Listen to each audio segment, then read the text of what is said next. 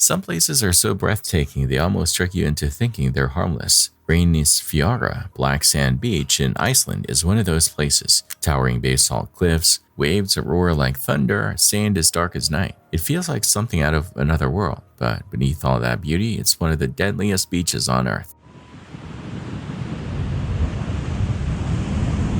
Skip and Jonathan showed up that day, hoping to capture the magic. The wind was sharp, the waves already wild, but the view was too good to walk away from. Signs warned them, locals warned them. Still, they stayed, snapping photos, filming, wanting just a little more.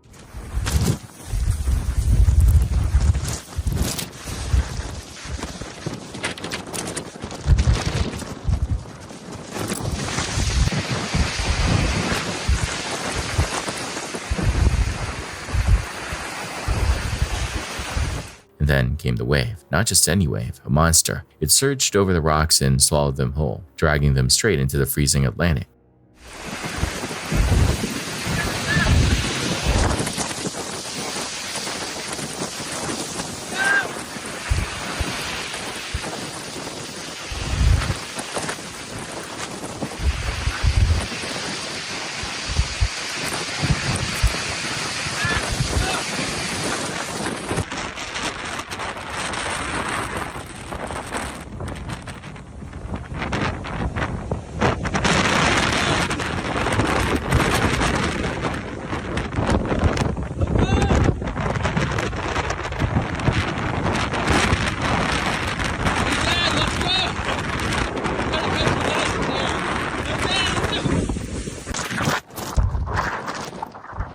In seconds, they were tossed like rag dolls, fighting to keep their heads above water as the current ripped at them. By some miracle, they clawed their way back to shore, drenched, shaken, alive, but not everyone who's been pulled under here gets that chance. Reynisfjara has claimed lives before, people who stood too close thinking they'd have time to react. But the waves here don't play by rules. They strike when they want, without warning, without mercy. Later, Skip said it was the most violent surf he'd ever seen. If luck hadn't been on their side that day, they wouldn't have walked away. The truth is, signs and warnings are everywhere, yet year after year, people underestimate this beach because beauty hides danger.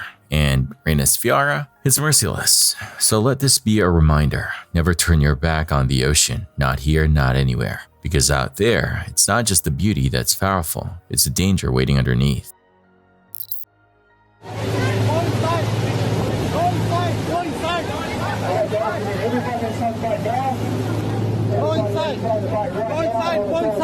What should have been a milestone birthday trip became a catastrophe within minutes. Anthony Langford turned 51 aboard Ovation of the Seas, joined by his wife Christine and their teenagers, Winona and Jesse, for a New Zealand cruise capped by a guided walk on Wakari, White Island, an active marine volcano already sitting at alert level 2.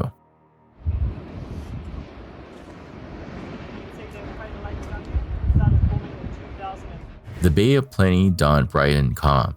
Tour operators fitted visitors with yellow helmets and gas masks and led them across sulfur-crusted ground, warning of undercut pools and unstable crust.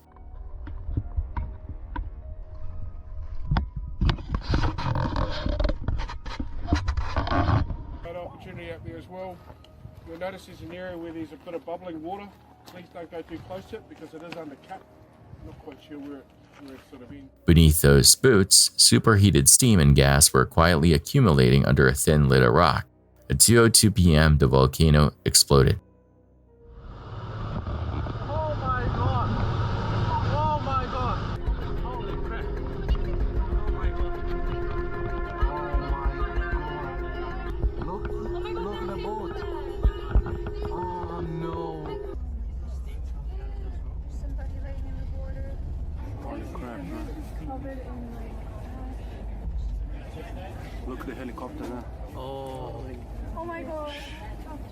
An ash and steam column shot skyward. Toxic gas rolled outward, and temperatures spiked well beyond 300 degrees Celsius. Jesse was slammed to the ground. His mother died instantly, his father fading moments later, and his sister vanished in the blinding gray. Burned and half blind, he staggered toward the shore until a guide from another group dragged him into the water to cool the wounds. Helicopters and boats battled distance and danger to reach survivors, but time and heat had already taken a brutal toll.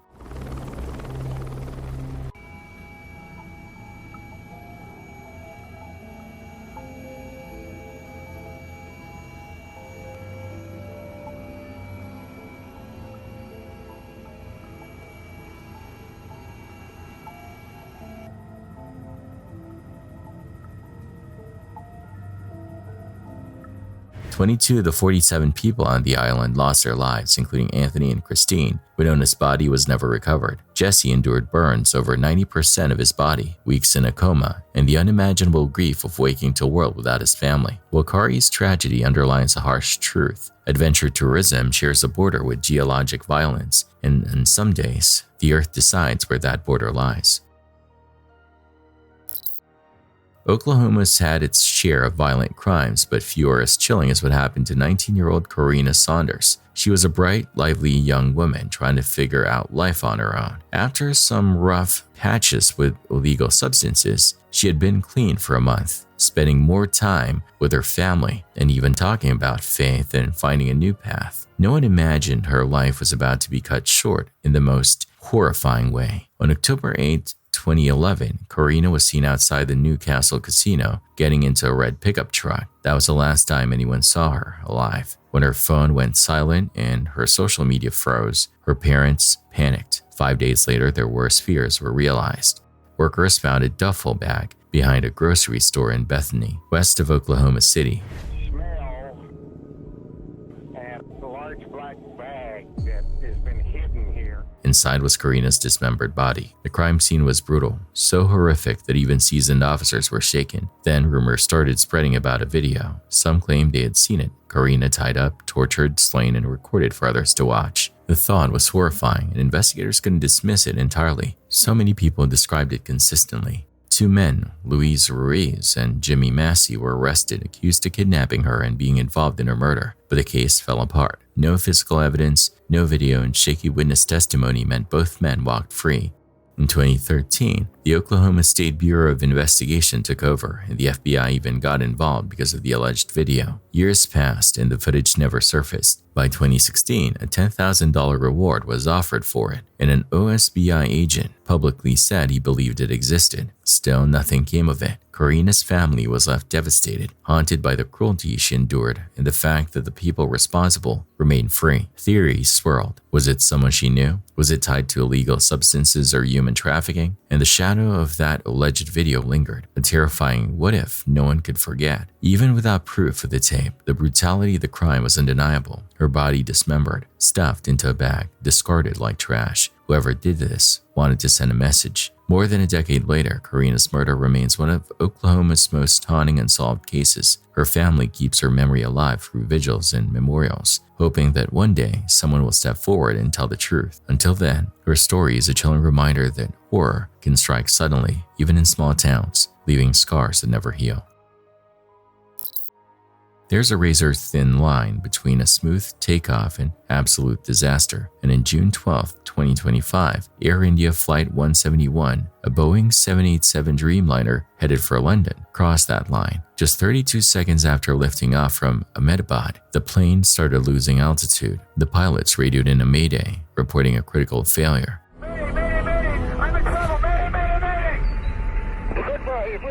Seconds later, the aircraft dropped from barely 600 feet and slammed into the BJ Medical College hostel, only a mile and a half from the runway. Metal and fire tore straight into dorm corridors filled with students. The impact was catastrophic. Out of 242 people on board, 230 passengers and 12 crew, only 1 survived.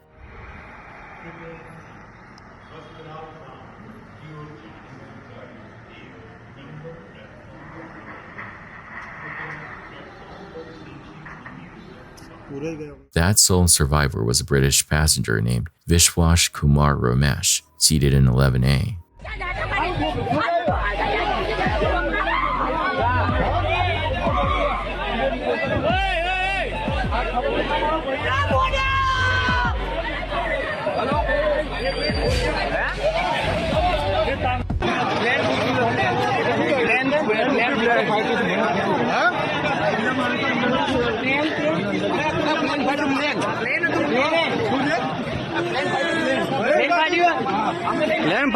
Dazed, bleeding, and surrounded by smoke, he somehow crawled from the wreckage and staggered to safety. He later said he could barely process the silence after the chaos, a silence that will likely haunt him forever. मेरे नज़रों के सब सामने हुआ था.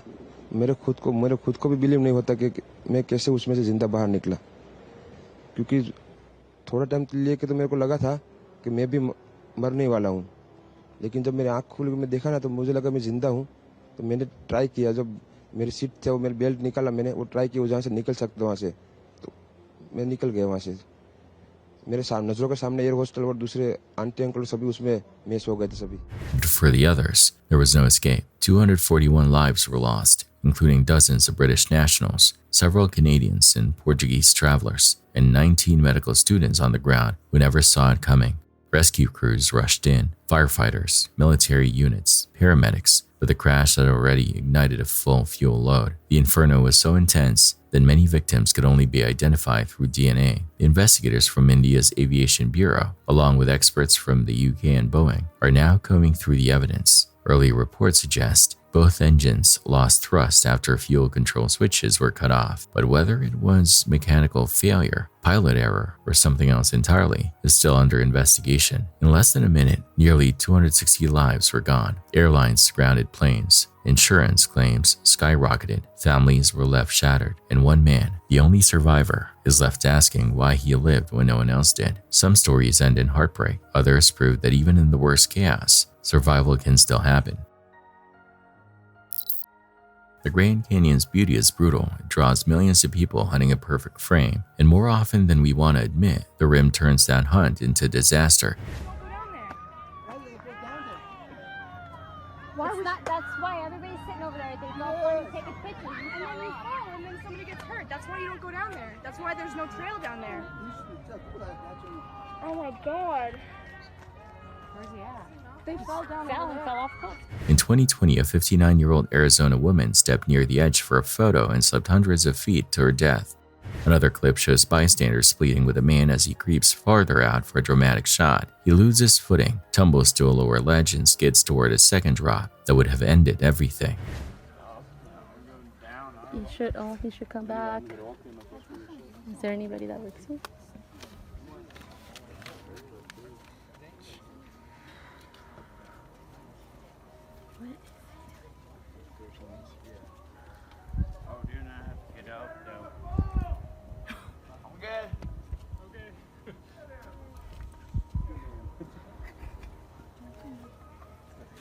I have to get back up though. That's the issue. Climbing that rock.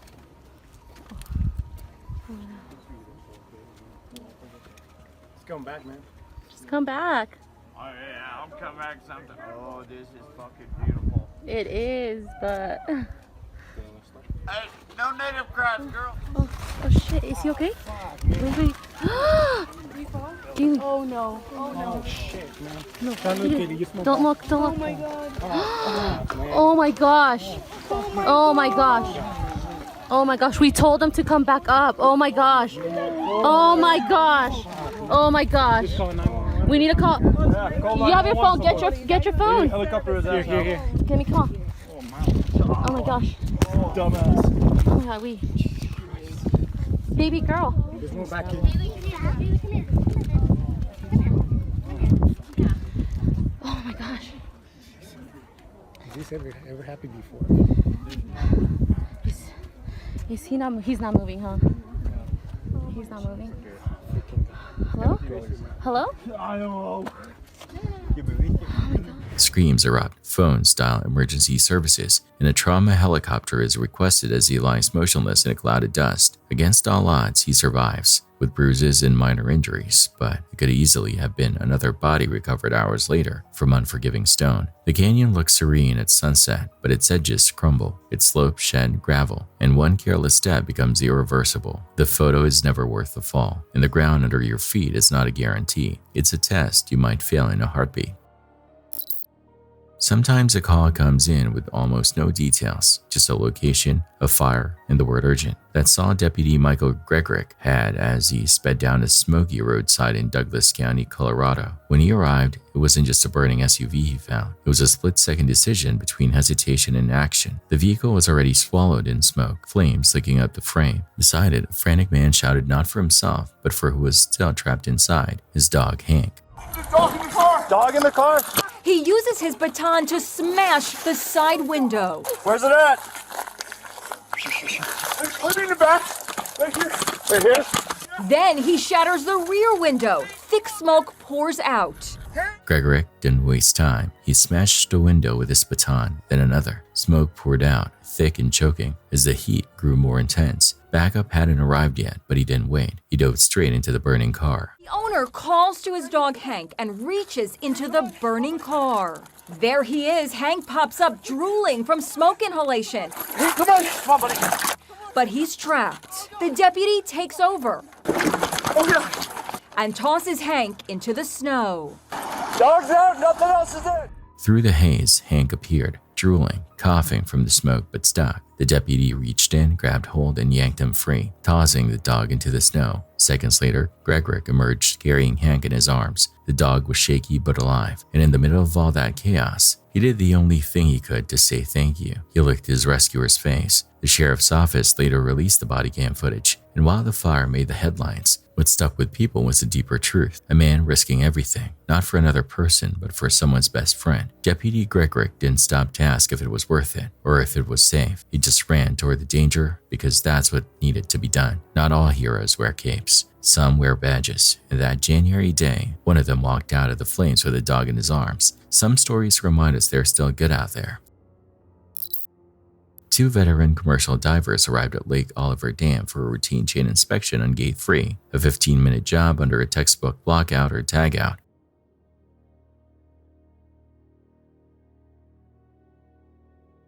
Cameras rolling, one diver descended methodically, lighting each steel link. Then something invisible grabbed him sideways. I'm gonna have him keep slow, like just hold your slack. Roger.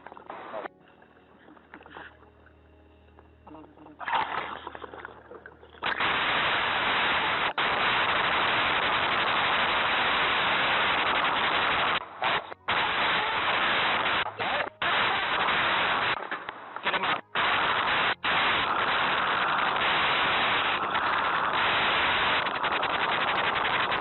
A 10-inch priming line, overlooked on the lockout list, was still open, turning a pipe into hidden vacuum. 800 plus pounds of suction pinned him to the wall, crushing him so tightly he couldn't expand his lungs.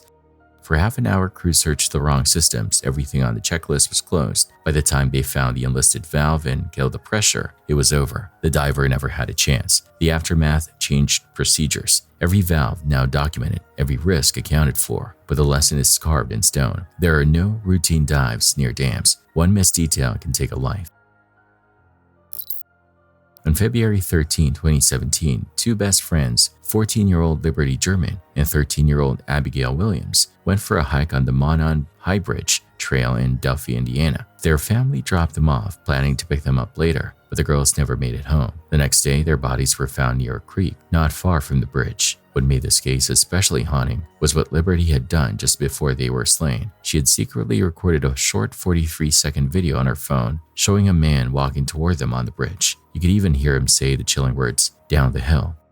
Guys, down the hill. Guys, down the hill. Even in her final moments, Liberty had the courage to hit record, leaving behind a critical clue for investigators. That man in the video would later be known as Bridge Guy. For years, the case went cold. Police released grainy images and snippets of audio, but no arrests came quickly. The FBI even suggested the girls' bodies might have been moved and staged, adding to the mystery. It wasn't until October 2022 that police arrested Richard Allen, a local man. Prosecutors tied him to the crime through a bullet casing found between the girls' bodies, which ballistic experts said matched Allen's gun. They also argued the man in Liberty's video was undeniably Allen. During the trial in October 2024, jurors saw the full video and heard enhanced audio. Prosecutors painted a chilling picture. The last thing the girls saw was Allen's face. The last words they heard were "down the hill." In November 2024, a jury convicted him on multiple counts of murder, and he was sentenced to 130 years in prison. Still, questions linger. Some wonder if Allen acted alone. Others point to inconsistencies in the early suspect sketches. In March 2025, Allen's defense team even posted a full unedited video online, reopening old wounds for the community and reminding everyone of the bravery of 2 young girls who never made it home. Allen's wife, Kathy, has always stood by him, insisting he's innocent. He himself repeatedly denied being the man on the bridge, claiming investigators could never tie him to the murders. People to know that my husband's not a monster. He's not the monster that people think he is. There was no DNA or fingerprints, but prosecutors argue the bullet casing, confessions, and other forensic evidence proved his guilt. It's not me. You're not going to make me believe it's me. You're not going to find anything that ties me to those murders, so I'm not really that concerned. For Liberty and Abigail's families, and for the Delphi community, this case remains haunting. A short video, a single voice, a slow walk across a bridge. These small moments left a mark that will never fade. Liberty's bravery, pressing record in her final moments, ensured that she and Abby's story would never be forgotten. Even now, Down the Hill echoes through Delphi, a chilling reminder of two young lives cut tragically short and the questions that still linger about justice and truth. Before dawn, 19-year-old Matt launched his kayak off New Zealand's northern coast, chasing 3 windless days of fishing, camping, and quiet. Hey everyone, and welcome to another nomadic fishing adventure. If you're new to the channel, my name is Matt, and I've just pulled up to the northernmost campground in the whole of New Zealand. I've got 3 days of awesome weather forecast ahead of me, so we're going to be fishing, we're going to be camping, we're going to be exploring, and of course eating whatever we catch. As always, there's going to be that search for a giant fish out here. There has never really been a better place to find one. So I'm just going through all of my knots, leaders, hooks, lures, connections, making sure everything's tip-top and getting ready for a very big day tomorrow. I will see you first thing in the morning. He checked knots, swapped leaders, set live bait, and slid into water that looked like polished glass. Yep, here we go. Just tossed the lure up while I was moving to the other ledge. Good kahawai for a live bait. Oh, perfect size bait. Perfect size bait.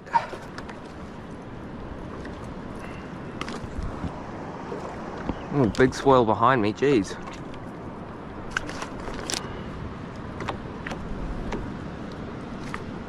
Well, there we go, a nice little kahawai live bait. Bites came fast, then the ocean went eerily still, and his bait trembled like it knew something he didn't. A shadow rose beneath the stern. Don't want to end up in that either.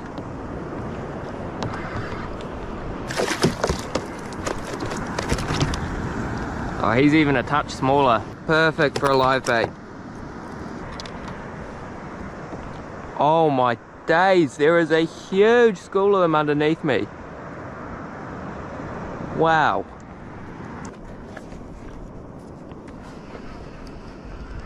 Little rascal. It's out of the reef. What the Great white. Great white. Great white shark. Cutting the live bait off. This, I'm out of here. Oh mate, get out of the rudder. Holy shit. Fuck me, there's a huge great white behind me.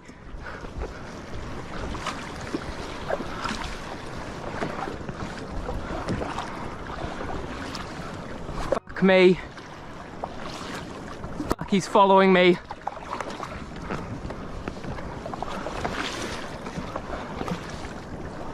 Fuck me.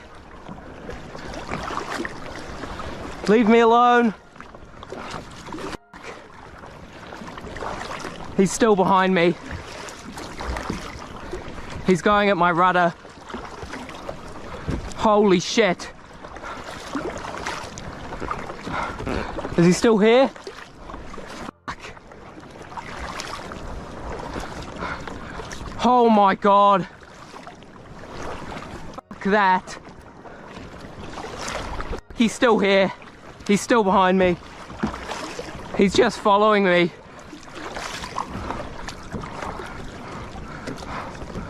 If I get eaten, it's not going to be much fun. He's still right on my tail. He's following my rudder. Please don't attack me, bro. Fuck, how do I get him to leave me alone? He's still right behind me.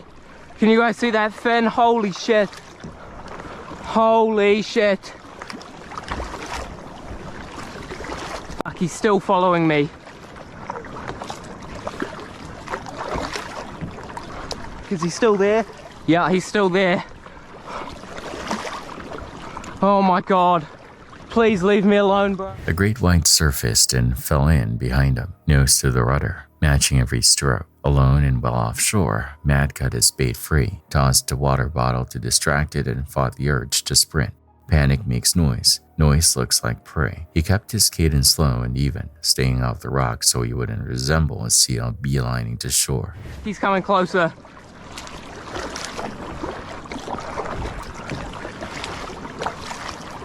He's right on my tail. Alright, we'll throw this water bottle. He's turned on the water bottle. No, he didn't. I thought that would work. What can I throw overboard to get his attention?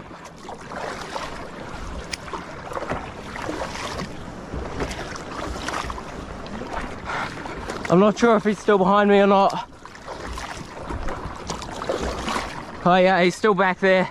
He's about 20 meters behind me now. Fuck, he's coming closer. Fuck. I'm sorry for all the swearing, but I'm shitting bricks right now.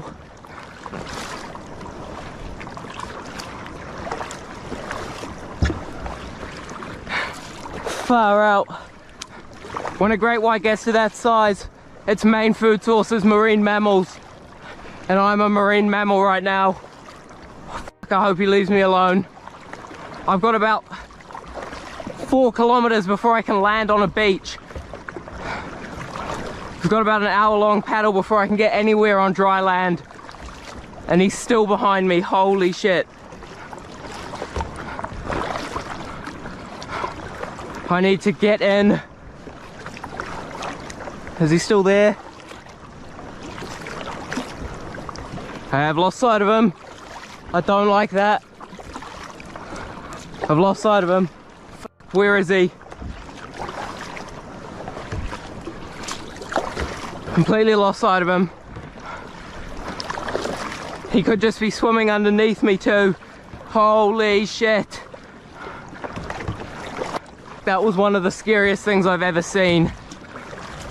Tangaroa, if you can hear this, please keep me safe, keep me well, and keep that shark from me.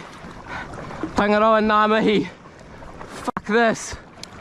I don't know where he's gone, but I'm gonna turn these cameras off. Oh shit, that was him. Shit. That huge swirl behind me. I hope that front camera picked it up. Oh, fuck me.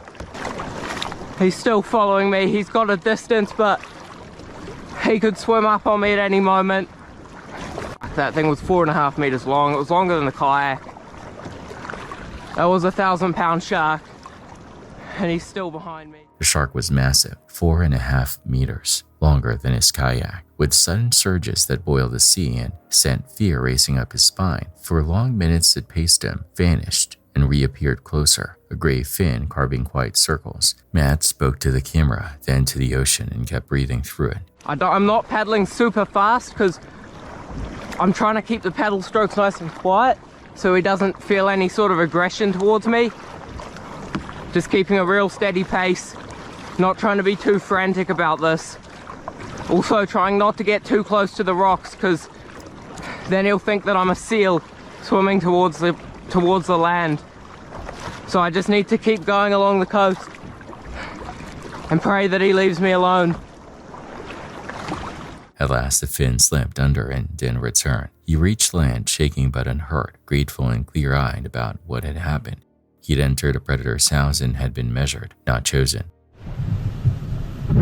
Well, I'm going to be completely honest with you. I've been off the water for a little over an hour now, and it has taken me a minute to calm down, get the adrenaline down, and just think about what just happened to me. But it has put it into perspective. You know, this is the risk that you take when you are kayak fishing or swimming or sailing or boating in general.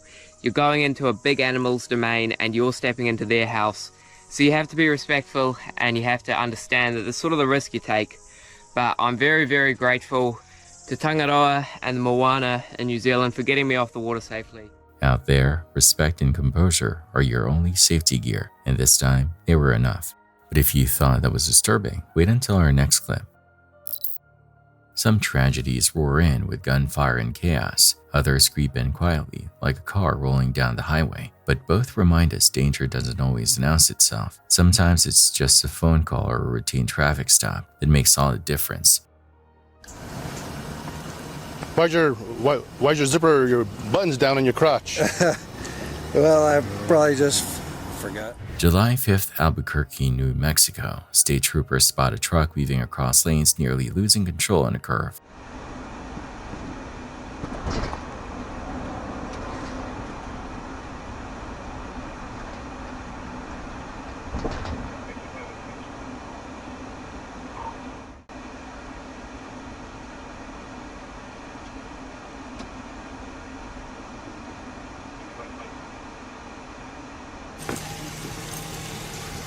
Hey there.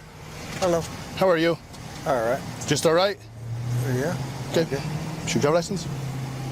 Yeah.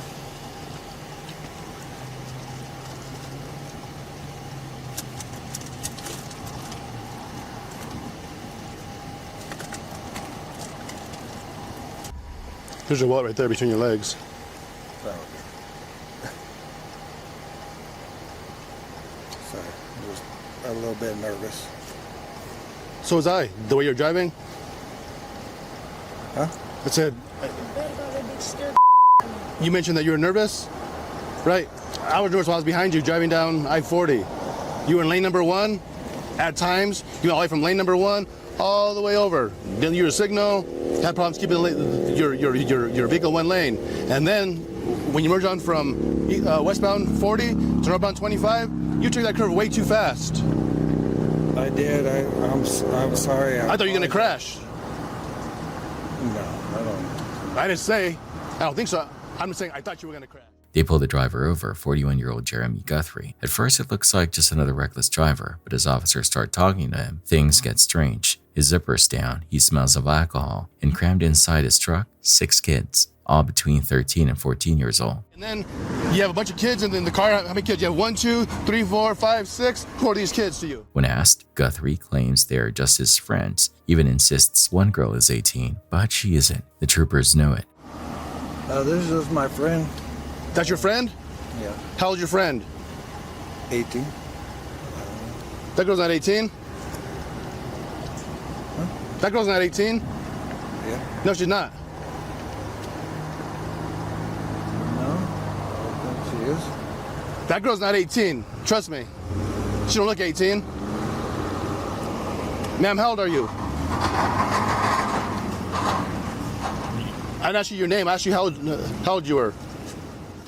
The kids are scared and reluctant to speak, but eventually admit their ages, 14, 13, 13, 14. One by one, the truth comes out. Jeremy, turn the car off and come back here and talk to me. All right. Let me see the keys. Thank you. Come on out.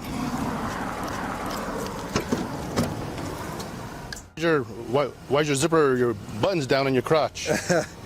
Well, I probably just forgot. Okay. And I'll button my zipper. Yeah, please button your zipper. Yeah. I mean, I had to take like a piss and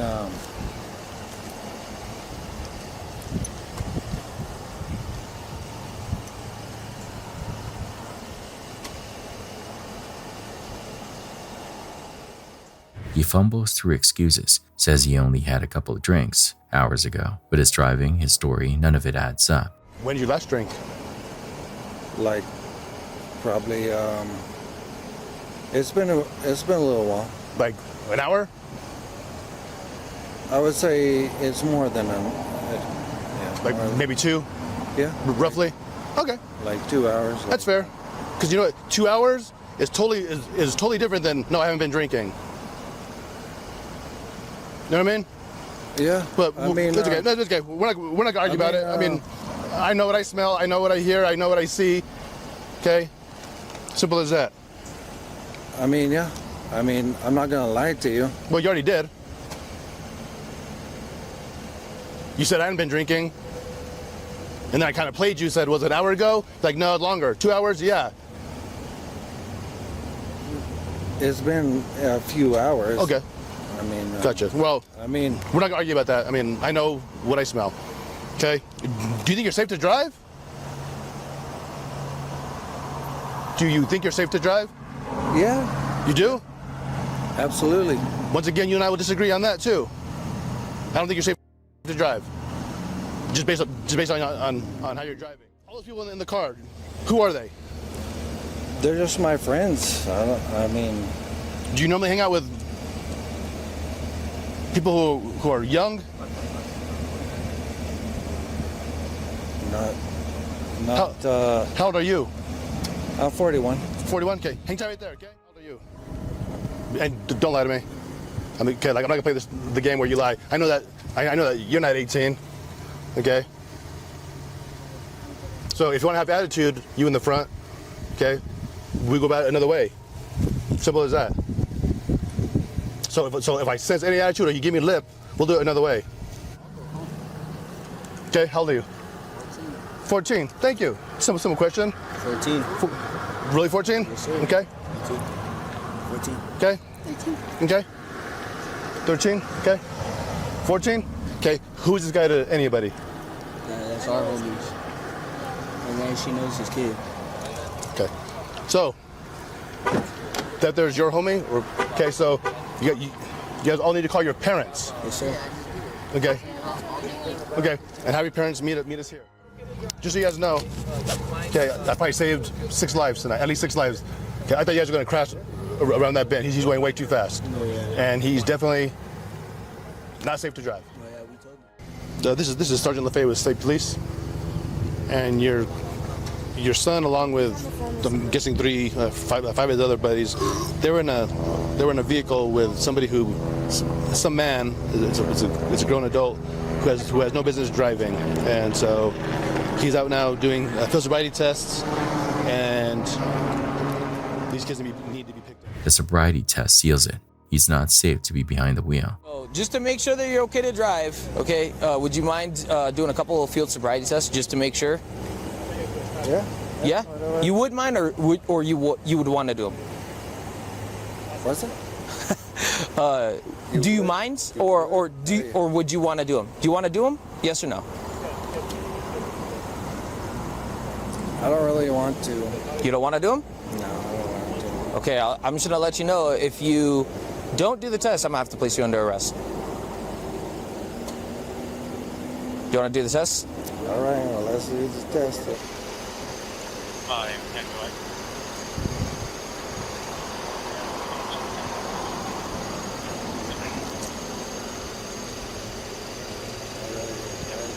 You don't know what's after H? I don't like that one. Are you gonna stop the test then? I'll still. I can still test. Okay, so are you gonna continue, or are you gonna stop right there? I just don't understand this. You're going backwards. You're going H-I. Are you going backwards? I just don't understand the test that you're doing right now. I told you to go forward, remember? From me? From H to S. It's pretty simple. Oh. H-I-J-K-L-M-N-O-P.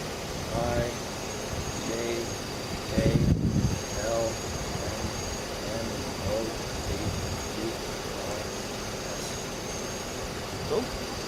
All right. I just didn't understand what you wanted to. Yeah. All right. Go and stand up, bro. Go and stand up. Go and turn around for me. Go and turn around. Go and turn around. All right. So you're gonna be placed under arrest for DWI, okay?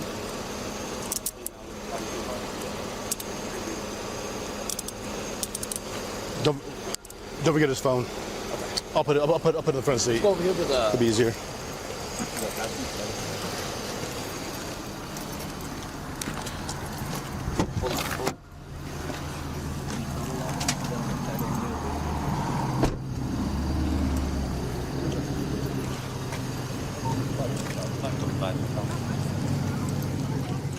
Court of law, you have the right to talk to a lawyer and have him or her present with you while you're being questioned. If you cannot afford to hire a lawyer, one will be appointed to represent you before any questioning if you wish. You can decide at any time to exercise these rights and not answer any questions or make any statements. Do you understand each of these rights as I've explained to you?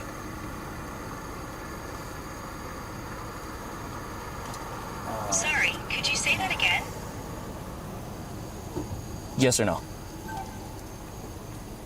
Okay. Yes or no? No. Yeah? Then comes the disturbing part. Investigators later discover Guthrie wasn't just drunk driving with a truck full of minors. He'd been grooming one of the girls for months, since she was just 12 years old. Prosecutors say she even became pregnant before suffering a miscarriage. What started as a dangerous joyride turns out to be something far darker. Guthrie is arrested, charged with DWI, child abuse, and eventually multiple counts of indecent assault. The sentence? 36 years in prison. That night could have ended in a fatal crash. Instead, a routine stop pulled back the curtain on something far worse, and in the process, it likely saved 6 young ones from an unimaginable fate. It was just after midnight on May 14, 2008 when 19-year-old Brandon Swanson crashed his Chevy Lumina into a ditch on a gravel road outside Canby, Minnesota. That night he vanished, and to this day nobody knows exactly what happened. Some think he was kidnapped, some believe he fell into a river, and others whisper even stranger possibilities. Brandon was your typical all-American kid, responsible, kind, focused on his future. He just finished his first year studying wind energy at Minnesota West Community and Technical College. That night he'd been celebrating with classmates, first at a friend's house in Lynn, then at another gathering in Canby. He'd had a bit to drink, but seemed fine. Instead of taking the familiar Highway 68 home, he chose back roads, narrow, dark, and tricky. Around 1:15 a.m., his car got stuck in a shallow ditch near the Lincoln-Lyon County line. He called friends first, no answer. Then at 1:54 a.m., he rang his parents, Brian and Annette. For the next 47 minutes, he talked them through where he was, trying to guide them in, but his directions were all over the place. He thought he was near Highway 23 when he was actually by Highway 68. He said he was flashing his headlights, but his parents never saw them. By 2:17 a.m., Brandon decided he'd walk toward the lights of what he thought was the town of Lynn. He told his parents to meet him at the Linwood Tavern parking lot. He stayed on the phone as he walked, over gravel roads, through fields, even climbing fences. He mentioned hearing water nearby. His dad later said Brandon sounded calm, just determined. Then at 3:10 a.m., he suddenly exclaimed a curse word, and the line went dead. Calls to him went straight to voicemail. Hours later, around 6:30 a.m., his parents called the sheriff. At first, police brushed it off, thinking he'd just been drinking and wandered off. But by midday, deputies found his car in a ditch near Taden, 25 miles from Marshall. No damage, no struggle, just his car abandoned. Searches were massive. Bloodhounds tracked his scent across fields and even into the Yellow Medicine River, but the trail went cold. Dive teams combed the river, volunteers scoured fields, but nothing turned up. Brandon was legally blind in one eye, and the terrain was rugged, barbed wire, hidden holes, uneven ground. So it's possible he stumbled, got hurt, or fell into water again. But if so, his body was never found. Theories abound. Did he drown? Was foul play involved? Or did he just get lost in the dark, the elements taking him before anyone could find him? His parents, Brian and Annette, never stopped hoping. His mother said that as long as he was on the phone, she felt okay, but when it cut off, she knew something was terribly wrong. Brandon's disappearance became a statewide concern. In 2009, Brandon's Law was passed in Minnesota, requiring police to take missing adult cases seriously and act immediately, directly because authorities were slow that night. Despite renewed searches even as recently as 2019, no trace of Brandon has ever been found. His phone, bank accounts, and social security showed no activity since that night. Brandon Swanson left his car on a quiet country road, spoke calmly to his father for nearly an hour, and then vanished after 2 haunting words. Nearly 15 years later, his disappearance remains one of Minnesota's most baffling mysteries, the story of a calm, determined teenager walking into the night and never coming back. There are places where silence doesn't mean peace, it means something's waiting. On August 6, 2013, that silence finally broke.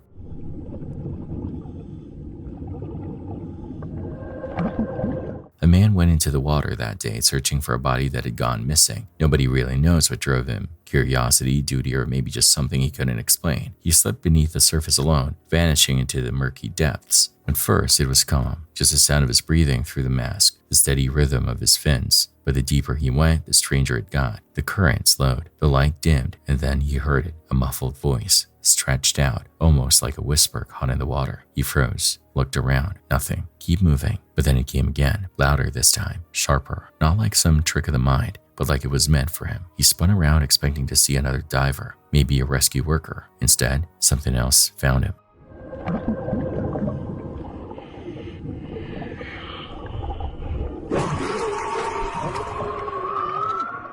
Panic hit hard. his mask filled with bubbles as he kicked and fought to break free, but the pull on him was too strong. He tried for the surface, but never made it. All anyone saw was a ripple where he went under. His body was never recovered. Some say he got snagged on debris, pulled down by the river's grip. Others believe he stirred up something older, something that didn't want to be found. Was it real? Was it a myth? Or was the river just waiting for him all along? That part is up to you. Matrice Richardson was one of those people who lit up a room. At 24, she'd graduated with honors in psychology from Cal State Fullerton, had a bubbly, kind personality, and dreamed of opening her own practice to help the LGBTQ community. She was proud of her Native American roots, a former cheerleader, and a woman whose future seemed full of purpose. But everything changed on September 17, 2009. That night, she ended up at Jeffrey's, a fancy restaurant in Malibu. Witnesses said she seemed confused, almost detached from reality, and when her $89 bill came, she couldn't pay. The staff called the sheriff. Deputies arrived, and instead of taking her to a hospital for evaluation, they arrested her and took her to the Lost Hill station. Her car, wallet, phone, everything was stowed away. Her money, put it in the trunk of her car, had her car impounded, and took her to Lost Hills Station. Matrice's mom, Lottie Sutton, begged the deputies not to release her daughter in the middle of the night, but at 12:28 a.m., they did exactly that. No phone, no ID, no money, just her walking into the darkness of Malibu Hills. It's an isolated area, winding roads, canyons, and dangerous wildlife. Officials claimed she seemed fine, calm, and coherent, so she had the right to leave. Hours later, a retired news anchor saw her in his backyard. She told him she was just resting. That was the last time anyone saw her alive. Her parents called the station repeatedly, only to be misled. Deputies insisted she was still sleeping in her cell. She wasn't. Days turned into weeks, then months. This dude says, "Oh, I'm looking at her right now. She's in the cell, sleep." But she was released at 12:33 a.m. in the morning in the middle of the wilderness of Malibu. Hundreds of volunteers joined searches covering 18 square miles of Malibu Canyon. Helicopters flew overhead. Dogs combed the rugged terrain, but there was no sign of her. Almost a year later, in August 2010, 2 park rangers found her body in a dry creek bed near a private ranch. Matrice was naked, partially mummified, her clothes scattered, but the nightmare got worse. Deputies didn't wait for the coroner. They collected her remains themselves, likely destroying critical evidence. The family was devastated. First, she was released into danger. Now her remains were mishandled. Authorities officially ruled it wasn't a homicide. No foul play, they said. But her family and many in the community questioned that. Clothes scattered, bra far from her body, panties elsewhere, locals reporting screams in the canyon. How could they be sure? Matrice's parents filed lawsuits against Los Angeles County, eventually settling for $900,000 in 2011, but that didn't bring closure. The case exposed bigger issues: deputies ignoring mental health warning signs, releasing vulnerable people into remote areas, lack of accountability, and even hiding surveillance footage. Matrice's story became more than a personal tragedy. It was a symbol of systemic failure. Matrice Richardson was more than just a missing woman. She was a scholar, a dreamer, a daughter, a woman with a bright future. And yet in the middle of the night, she was released alone into danger, only to be found dead months later. Over a decade later, her story still haunts Malibu, a chilling reminder of what can happen when the system fails the most vulnerable. Behind the glass, families pressed close to admire lions stretched in warm light, huge, calm, and impossibly beautiful. Inside the enclosure, a handler worked through familiar emotions, the choreography of trust built over countless sessions.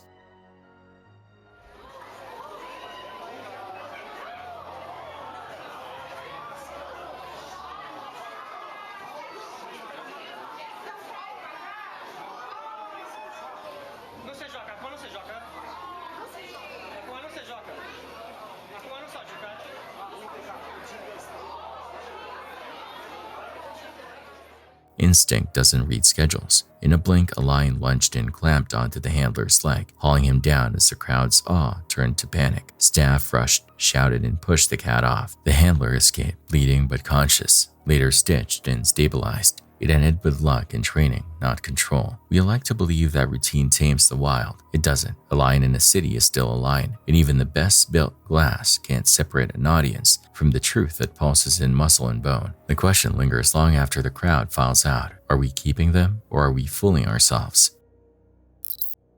The Dyatlov Pass tragedy is one of the weirdest and most haunting mysteries in history, and even after 60 plus years, it still raises more questions than answers.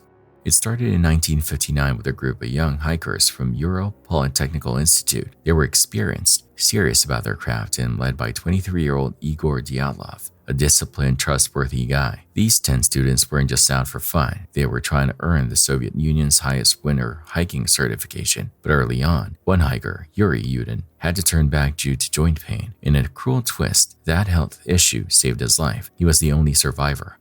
The 9 remaining hikers pushed on.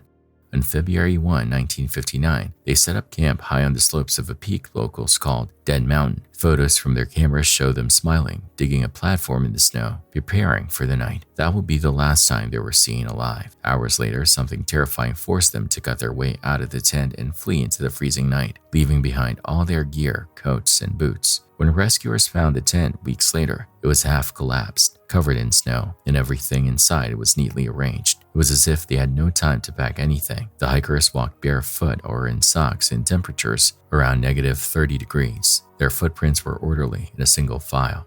The first 2 bodies were found 1,500 meters from the tent under a cedar tree.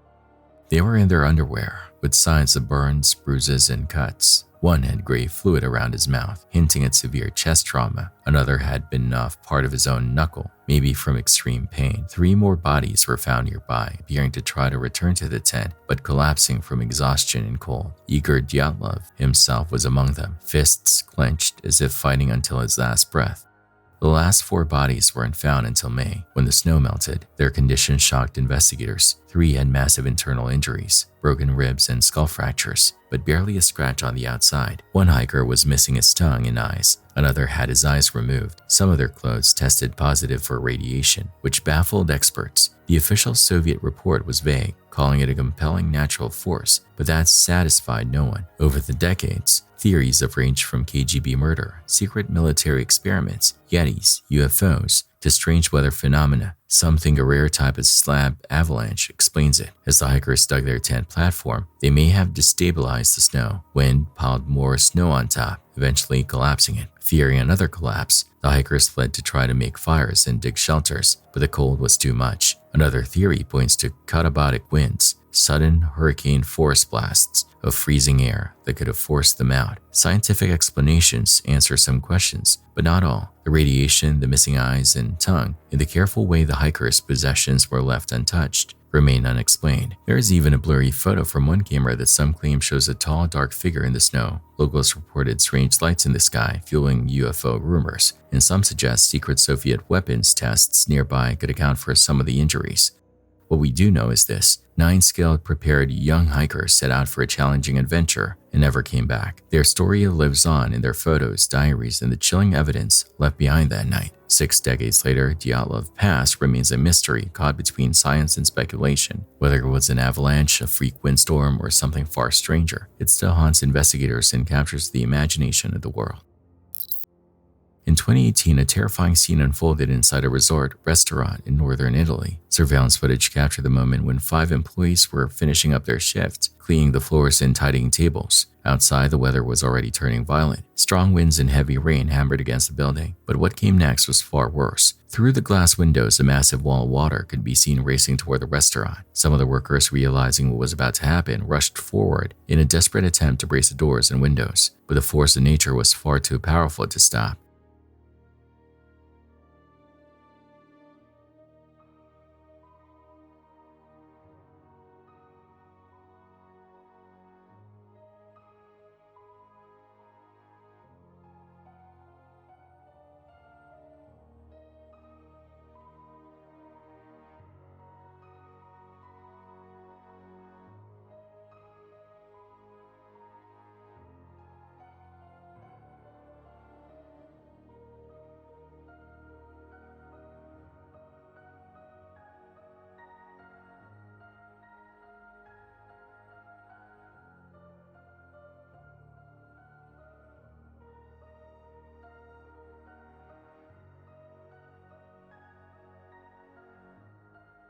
The wave slammed into the building with devastating strength, shattering the glass and bursting through the entrance. In seconds, the dining room was flooded. One worker was dragged helplessly across the floor by the current, while another scrambled onto the bar in a frantic effort to escape the surging water. The restaurant owner was badly injured, rushed to the hospital with deep cuts caused by the shards of shattered glass. Authorities later confirmed just how extreme the storm had been. A regional weather agency reported winds reaching 150 kilometers per hour, with waves rising as high as 6 meters, an unstoppable force crashing straight into the heart of the resort. What began as an ordinary night at closing up ended in chaos, destruction, and a chilling reminder how quickly nature can turn deadly.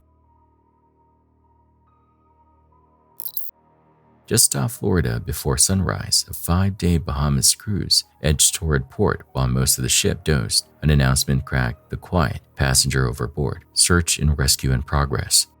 When a passenger was overboard, and we performed an immediate search and rescue operation. The U.S. Coast Guard was there to escort us with a boat and a helicopter. And due to fatal injuries, we learned that the passenger has passed away. We are offering our full support to the authorities who are all involved in this matter, and I know I speak on behalf of all of us on this ship right now, and I say our prayers are with this person and her family. Just to reiterate, our ETA alongside for Port Canaveral will be in approximately 45 minutes from now. Once again, our ETA to Port Canaveral will be approximately 45 minutes from now. We apologize once again for the delay, but we hope you understand the circumstances.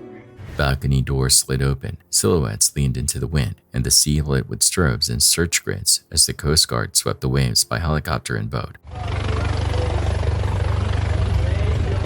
Somewhere between open ocean and coastline, a 36-year-old woman had gone over the rail around 5 a.m. At 7:30, they found her with fatal injuries. No name given over the intercom, only a captain's voice asking for understanding in a ship that suddenly felt heavier. Cruise decks are built for escape. Sunlight, buffets, music over water, but reality is always one step behind the rail. For 1,000 strangers, the memory of that morning will arrive home with their luggage. Sirens in the dark, rotor wash in black water, and the knowledge that sometimes the ocean keeps what it takes.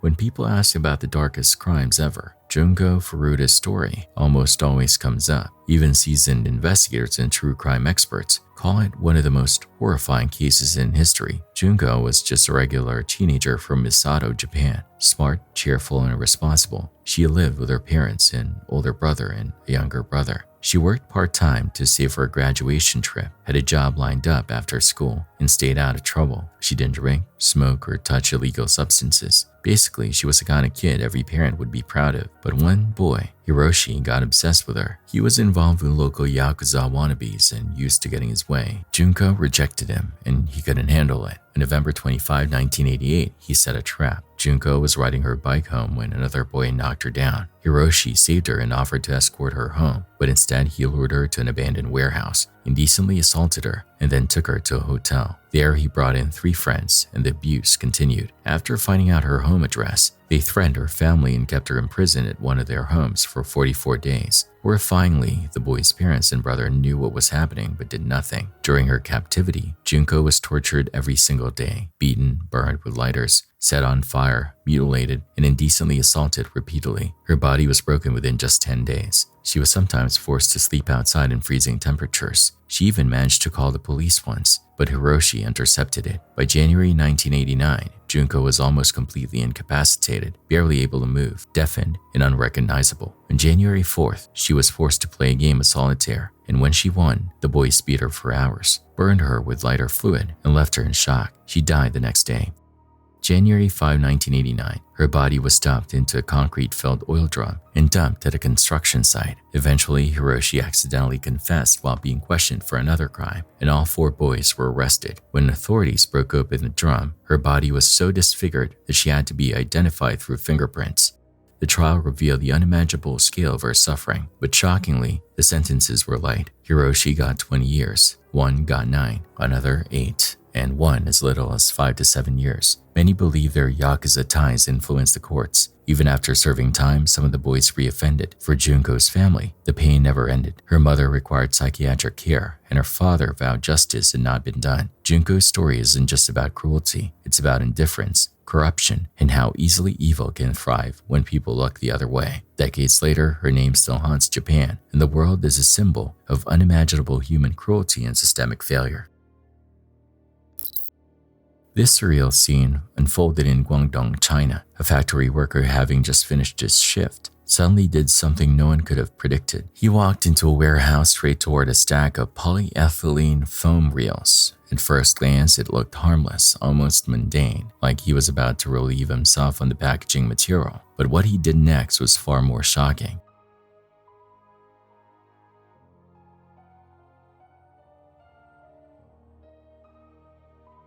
Without hesitation, he pulled out a lighter and sparked it. In an instant, the reels caught fire. What the man clearly didn't realize was that the freshly manufactured foam was still coated with butane, a dangerously flammable gas used in production. The effect was catastrophic. Flames spread like lightning across the pile, transforming the warehouse into a blazing inferno. The worker panicked. In a desperate and hopeless attempt, he tried smothering the flames with his bare hands, but the fire was far beyond anything he could control. Realizing it was futile, he turned and fled as the blaze consumed everything behind him. Authorities quickly responded, and an investigation was launched. According to the local government, the man was later arrested. The official statement did not explain why he did it, whether it was boredom, recklessness, or sheer curiosity. But what is certain is that a single spark nearly destroyed an entire facility, a chilling reminder of how one careless act can unleash chaos in seconds.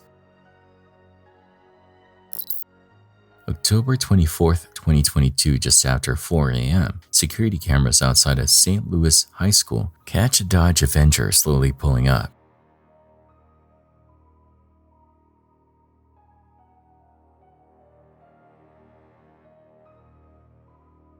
Behind the wheel is 19-year-old Orlando Harris. He parks, waits for a moment, then steps out. From his car, he grabs something and starts walking toward the school. But this story didn't begin that morning. Days earlier, police had already been called to his home. His mom was worried. She'd found out he had just bought a gun. Body cam footage shows officers talking to him outside. 19, right? What's going on, Mom? You want to sit down on the porch over here? Do you want to lean up a car? We're just talking to you, chill. I'm trying to talk to you before your mom gets here. I want to know what's going on, but I want to talk to you first. So what's going on today, man? You're not in trouble. I'm curious, why is your mom calling us? Why is your mom freaking out? Because to my knowledge, you've never been in trouble before, right? Like you've never gone to jail, nothing like that? No, exactly. Last time I was here, you were super chill with me, so that's why I'm giving you the benefit of the doubt. I want to hear from your side, you know what I mean? She's freaking out.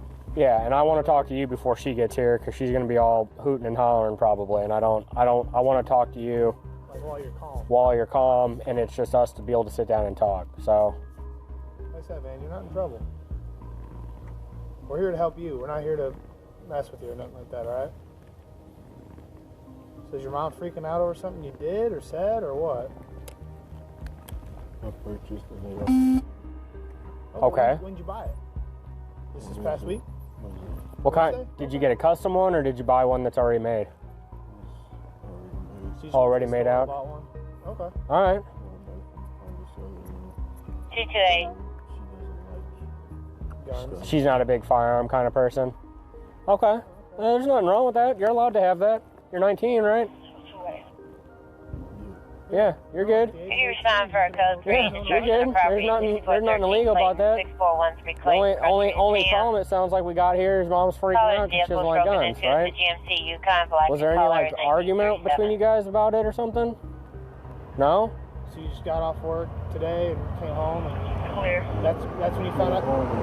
Somebody was inside my room and I looked in.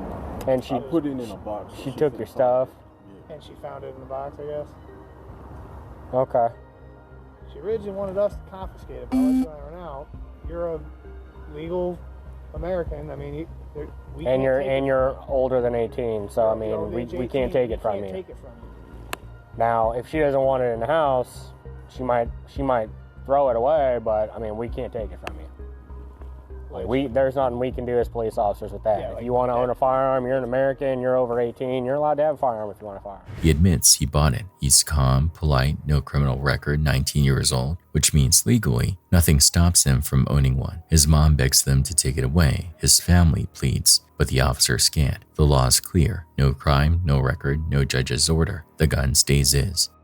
There's documentation that like says that he's not legally allowed to have a firearm, because I mean that's the big problem. That's the big problem that we have, is that if there's not something that a judge is like, he's mentally unstable and he can't have firearms, or he's been to big boy jail and like is a felon. If he's a convicted felon, he's 18, so as far as I remember, 18 and up. Here, he doesn't really have a record. Yeah. No, he doesn't have a record. Exactly. So he 18, can't have a gun in my house. which is fine, but that's where our problem comes into play. If he's not a felon, and there's nothing that a judge says he's not mentally safe, like capable to have firearms or things like that, we personally can't take it. And 9 days later, that same gun is in his hands as he walks into his school.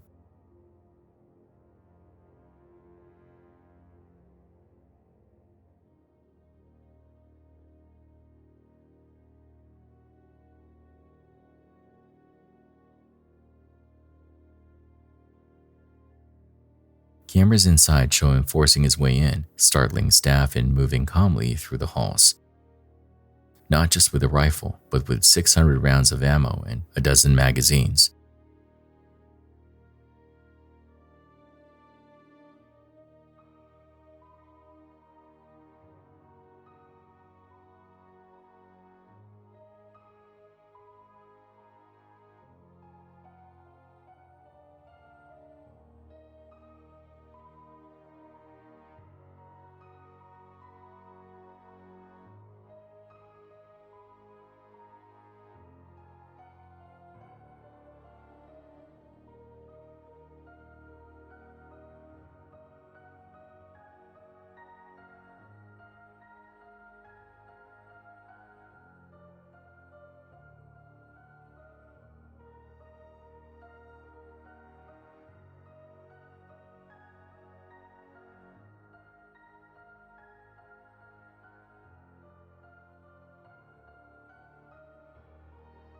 Witnesses say he made threats, fired shots, and smashed windows. The sound of celebration in classrooms turned into terror. On the third floor.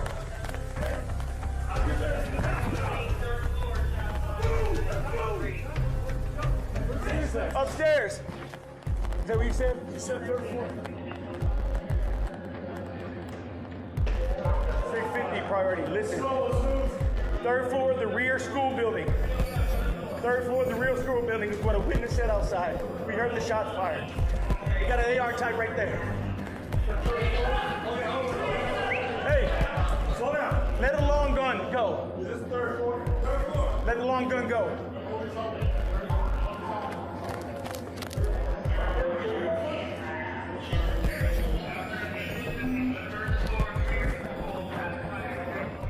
Police rushed in. They cornered him on the third floor. He barricaded himself, refusing to drop the weapon.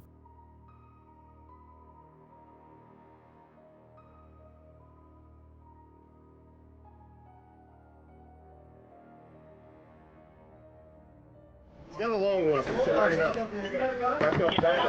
Stand by. We're staying outside 309. Hit it!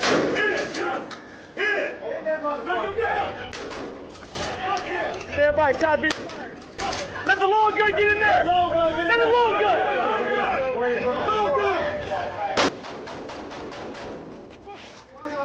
Stop.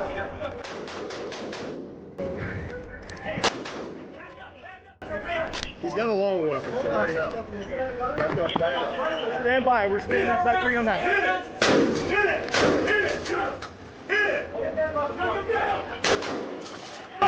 Stand by. Todd. Let the long gun get in there. Let the long gun.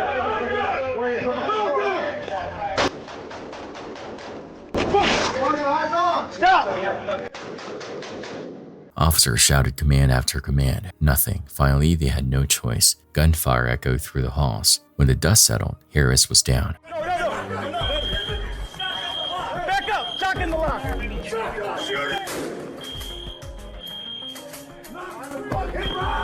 We have a lot of backup. Keep everybody down. Watch out. 2, 3.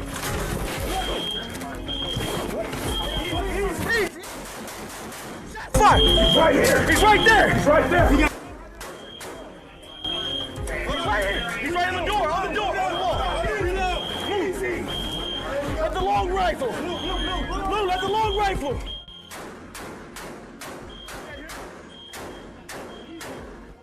That's the long rifle.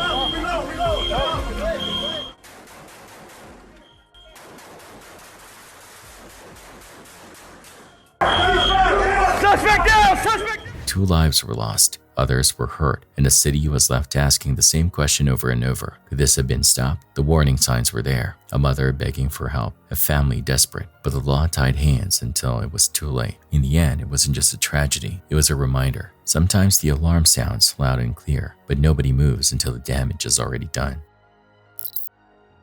What do you think I'm doing out here? Well, you ain't, mother. No, you're gonna give me my money or my food.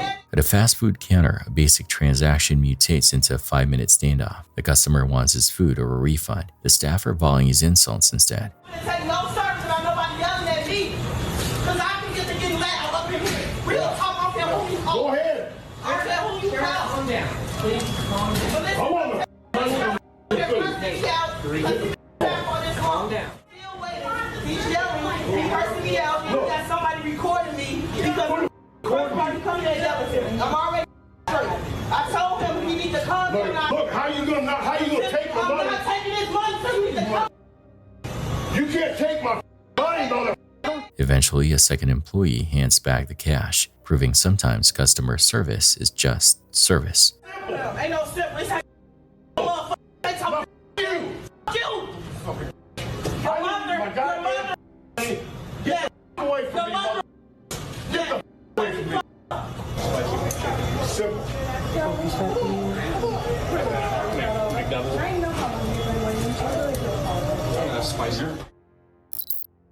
This is the terrifying moment a foundry worker nearly burned alive after loading wet scrap metal into a furnace. The exact location of the incident is unknown, but the footage reveals the shocking scene of a man barely escaping what could have been certain death. At first, everything looks routine. The worker sits in his forklift, waiting for the furnace to open. To his left, another colleague prepares his own load of metal. Calm, methodical, and seemingly under control, the man tips the wet scrap into the molten bath. For a few seconds, nothing seems out of the ordinary. Then disaster strikes. A sudden and violent explosion rips through the foundry, sending molten metal spraying in all directions.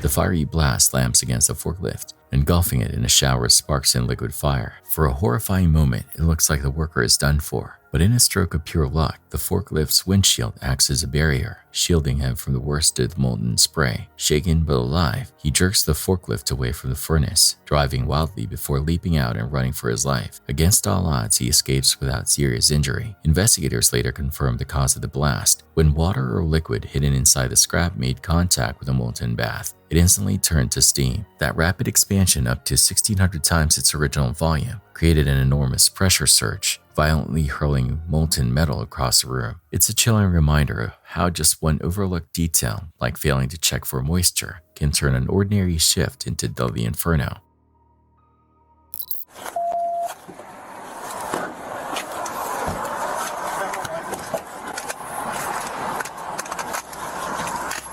Police enter a Chevy room after reports of gunfire. Body cams catch a young employee on a chair, a handgun on the floor at his feet, an officer shouting commands.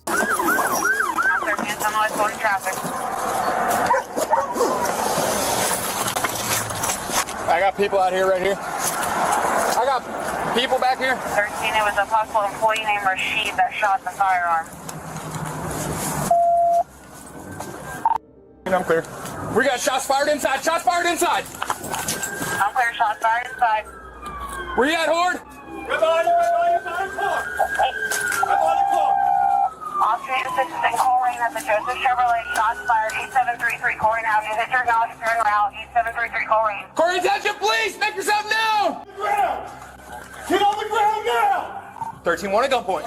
Get on the ground now. Stand up. Ground now. I will shoot you. Oh wow. Get on the ground.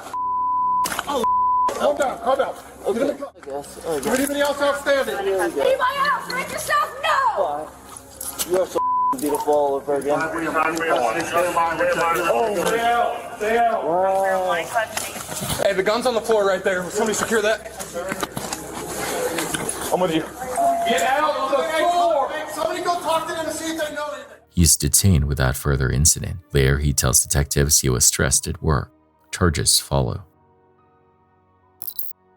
A simple miscalculation turned what should have been an ordinary workday into a disaster of staggering proportions inside a warehouse. A forklift driver, while attempting to maneuver between towering rows of shelves, made a mistake so small it was almost unnoticeable, but the consequences were catastrophic. The footage begins quietly enough. The camera shows a massive warehouse, its shelves stacked high and stretching endlessly in height, width, and length. Workers move about their tasks as the driver carefully guides the forklift down one of the aisles. At first, nothing seems out of place, but then it happens. A small error can spiral into chaos no one ever expected.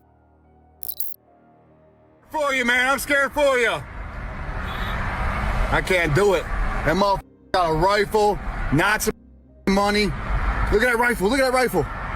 Look at the clip.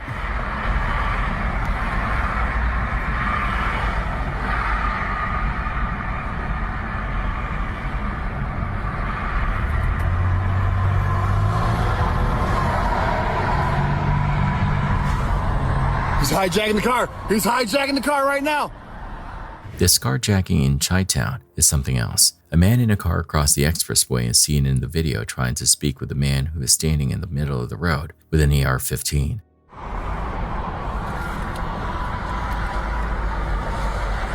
Hey, drive off, man! Hey, drive off!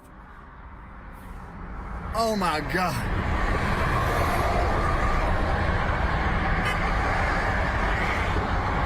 You just hijacked that. This motherfucker hijacked that shit. A few seconds later, the man in the mask pulls out his weapon, aims it at the closest vehicle, and takes control of it. Despite just being 20 years old, the man's arrest later added to his already incredibly lengthy criminal history. On August 12, 2015, Tianjin, China became the site of one of the most catastrophic industrial disasters ever caught on camera. What began as a fire inside a chemical storage warehouse escalated into a nightmare that would shake the world. The facility held highly volatile materials, including ammonium nitrate, and once the flames took hold, disaster was inevitable. The first blast was powerful enough to rattle nearby neighborhoods, but it was the second explosion that turned night into day. With the force of more than 20 tons of TNT, the fireball tore through the district, sending shockwaves that leveled buildings, flipped cars, and shattered windows miles away. Surveillance cameras captured the terrifying moment as the sky lit up and the city was thrown into chaos.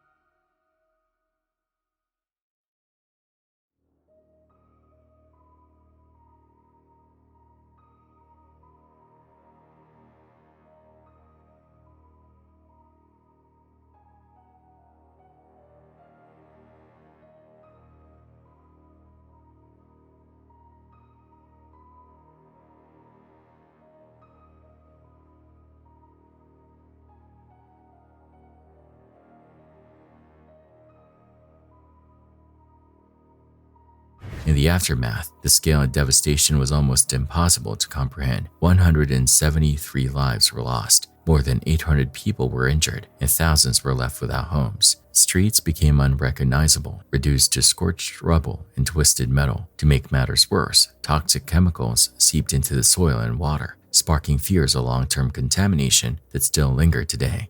Investigations later revealed that the tragedy could have been avoided. Negligence, corruption, and the illegal storage of hazardous chemicals were identified as the root causes. For the survivors, the images of that night remain etched in memory, a brutal reminder how one spark can unleash devastation on an unimaginable scale.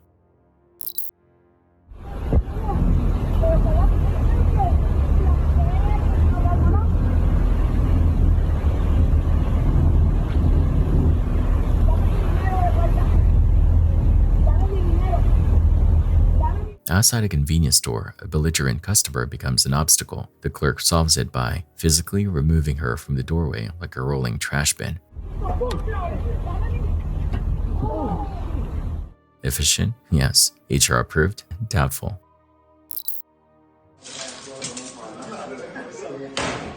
Phone,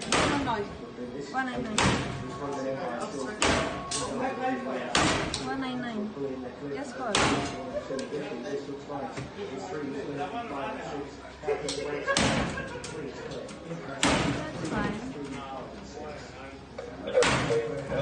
Machine, please, can I have the police assistance? Police assistance, please.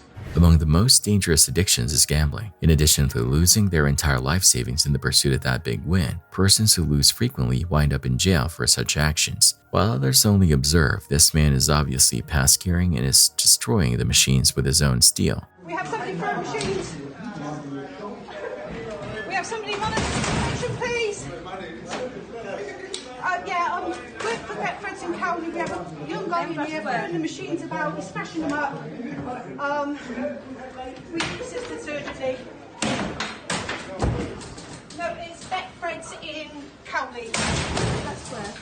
Betfred's Temple Square, Cowley. 1 second. OX4 3YQ. Yeah, we're behind the counter at the moment, but he smashed all the machines up. In addition to having to pay thousands of dollars to replace or repair these equipment, this man will probably go to jail for vandalism. This next clip begins with what should have been a routine call for help, but instead turned into a homeowner's worst nightmare. In Orange County, Florida, deputies were dispatched to a residence after a frantic 911 call reported a home invasion in progress. The caller was terrified, believing intruders were inside his house. He expected law enforcement to arrive as protectors, but what happened next was captured on body cam footage, and it was far from what anyone expected. Sheriff's office! You ready? Is anybody hurt? I didn't mean- Stop me! Is anybody hurt? You stop me,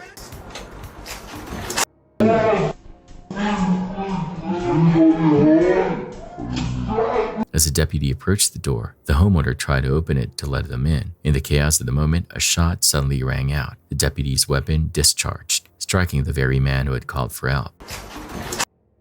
Is anybody hurt? I didn't mean- Stop me! Is anybody hurt? You stop me, man! You can hear the homeowner's stunned voice cry out, "You shot me, man," as confusion takes over. What was supposed to be a rescue had turned into a horrific accident, leaving the victim bleeding at his own front door. Thankfully, the homeowner's injuries were not life-threatening. He was rushed to the hospital, treated, and released the same day. But the psychological scars from being shot in your own home by the people you trusted to save you may never fully heal. As for the deputy, he has been reassigned to administrative duty while the Florida Department of Law Enforcement investigates exactly how this terrible mistake happened. But one thing is certain, this footage is a chilling reminder that in moments of panic, even those sworn to protect can become the source of danger. There is currently a lot of discussion about immigration worldwide, and with good reason. However, the majority of reasonable people can agree that setting a precedent at a Texas ICE station detention facility by putting people in camps is not something you want to do. In an effort to attract attention, these prisoners wrote SOS.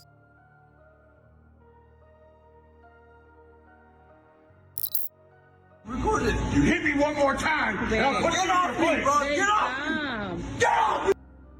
You feel like that. So do you.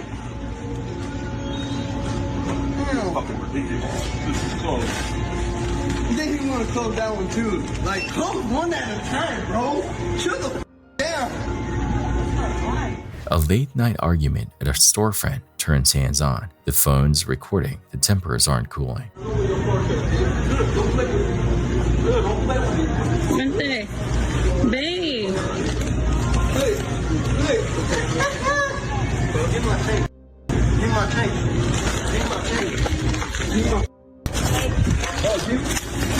Hey, look. Look. Hey. You touched me. He was choked. He was choked. I got everything on record. It ends before anyone's badly hurt, but not before the internet gets a new clip to judge. Muslim. You don't do Muslims? No. Why you don't do Muslims? Because of your attitude. You suck. We suck? You do. I do. Because you come to this country and don't behave yourself. You get the hell out of here now!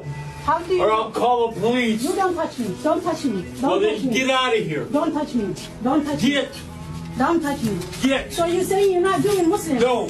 It never ceases to amaze me that elderly people can be so straightforward about detesting strangers. This woman is incredibly kind and amiable. All she wants is a haircut for her son. But in addition to insulting her, the barber ejected her from his store. This is Trump America. You see that?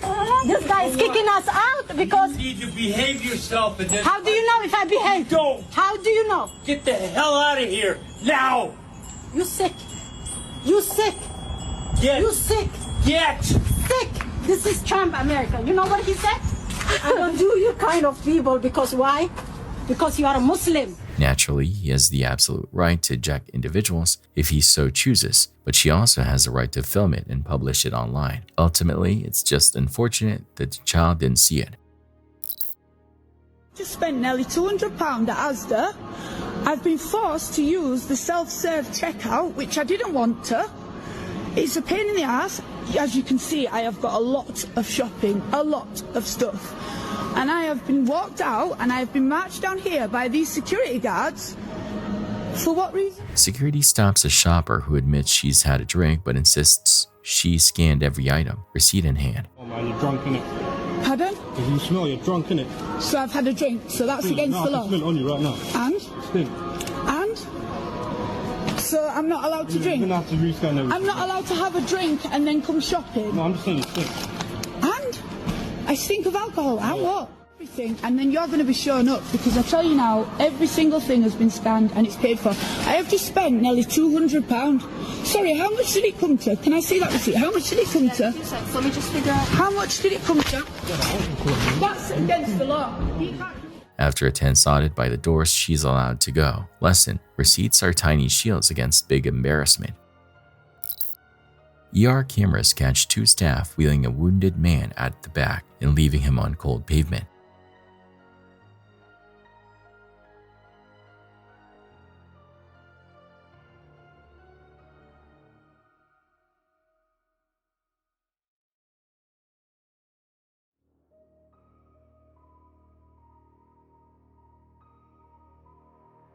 Больницы на каталке. Привели больного сюда, две медсестры кинули и оставили.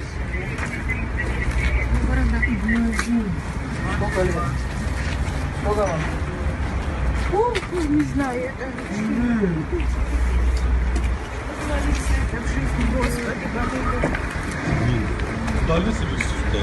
Their story, he asked to go, doesn't match the footage. They're fired. An ambulance brings him back.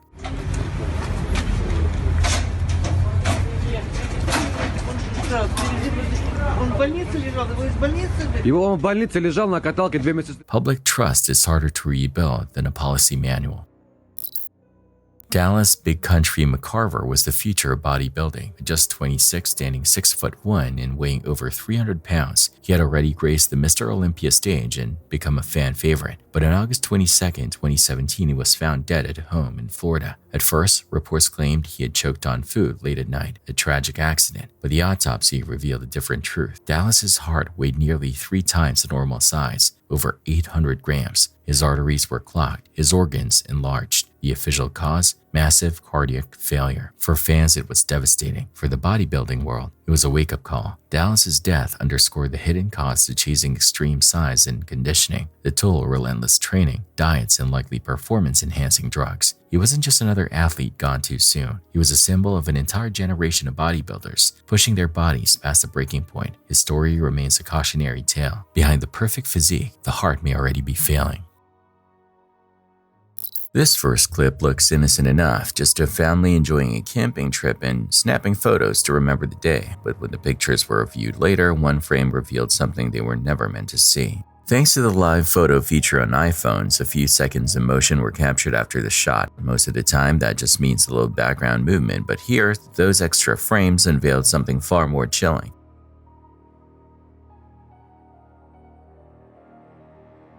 Just beside the young boy, a faint gray figure crawls out of sight. It says he had unmistakably human in form, moving quickly on all fours before vanishing. Nobody at the campsite saw it in real time, and to this day, no explanation has surfaced.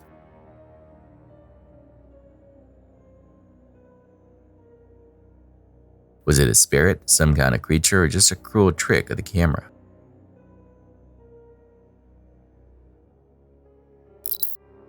This was in East Java, Indonesia. In the small village of Jambang, a workshop camera recorded what started as an ordinary day.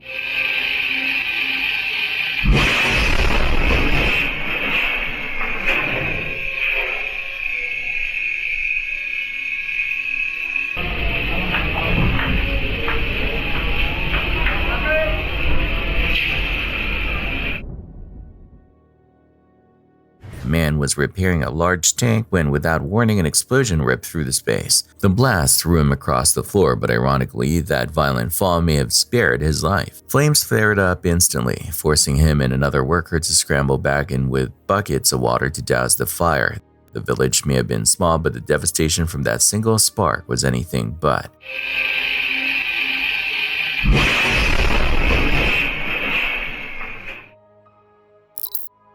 In November 2024, Australia woke up to a shock. Reports that hardware giants Bunnings had been quietly scanning customers' faces. For years, the chain's green, white, red brand meant DIY and garden supplies. Now it meant surveillance. The privacy commissioner said Bunnings used facial recognition between 2018 and 2021, comparing shoppers to a banned person's database. If you weren't on the list, your image was supposed to be deleted, but authorities ruled this was sensitive data gathered without consent. Bunnings pushed back, arguing the tech protected staff and customers from a small violent minority. The Commission would have balanced the safety and wellbeing needs of our team, our customers, the wider community, against a small group of convicted violent criminals who we're seeking to keep out of our store. Then, in a startling rebuttal, the company released a grim compilation of its own CCTV from 63 stores, showing what their workers endure.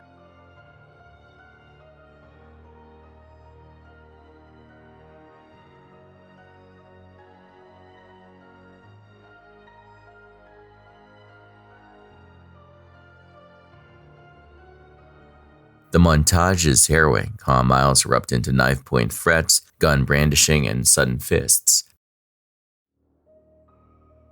Staff are shoved, punched, chased. Hammers and blades appear over petty disputes.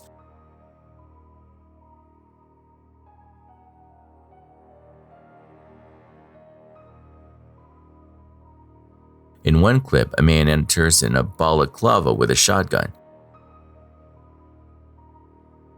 In another, a customer slides a knife from its sheath and presses it against a worker's neck.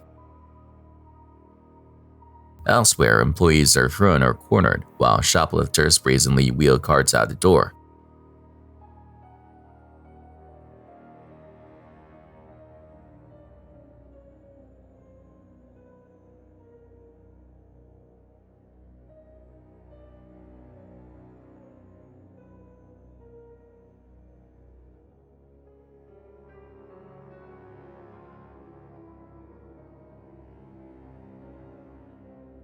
And then the surreal, a naked man wandering the counter with a dog, touching items as stunned customers look on. It's a brutal window into the reality of retail and the uneasy bargain between safety and privacy. The next clip was originally shared on the page Do You Believe in the Unexplained? And it's a perfect example of how even the most ordinary places can feel terrifying. The setting is nothing more than a plain silent hallway. At first, nothing happens. The camera simply stares at the empty corridor until the dark shape briefly slips into view. It lingers for only a moment, then darts back around the corner.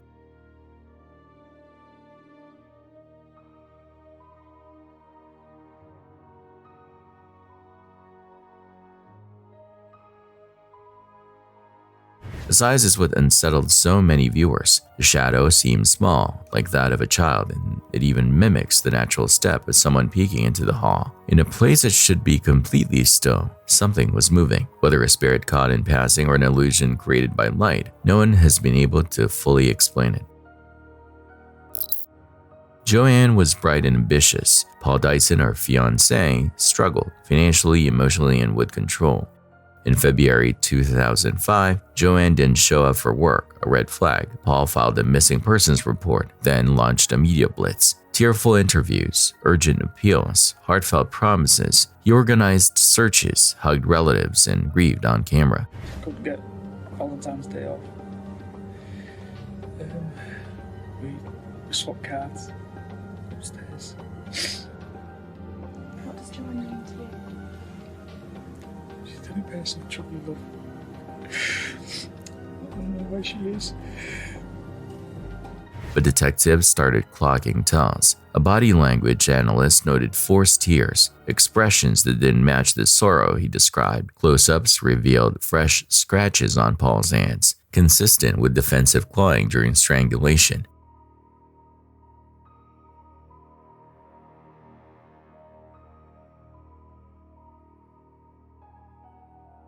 Investigators rolled back his day on CCTV, a purchase of rubber gloves, trash bags, disinfectant.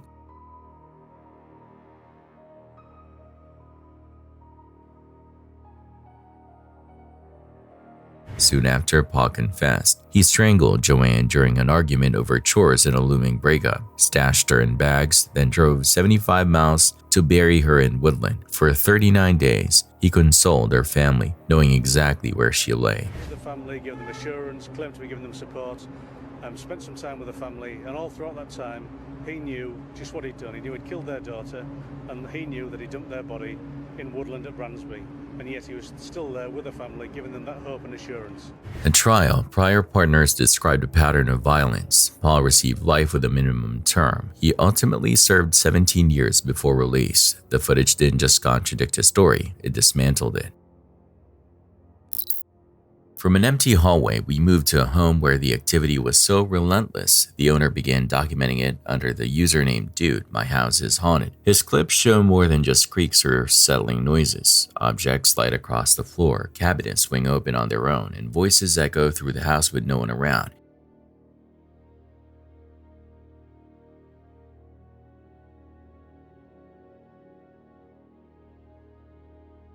In one recording, a kitchen chair drags itself across a room as though yanked by invisible hands.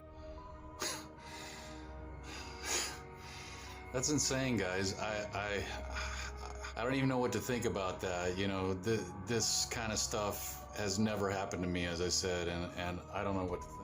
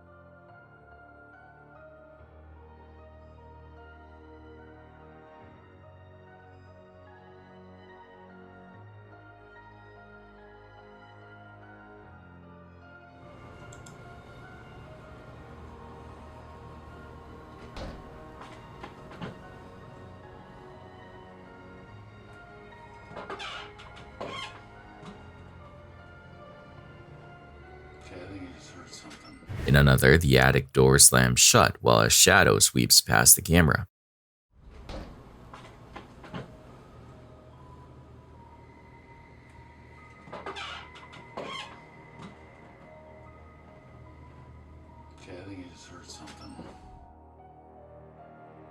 The most disturbing clip came later, when the attic ladder unfolded by itself and boxes toppled to the ground with no one nearby.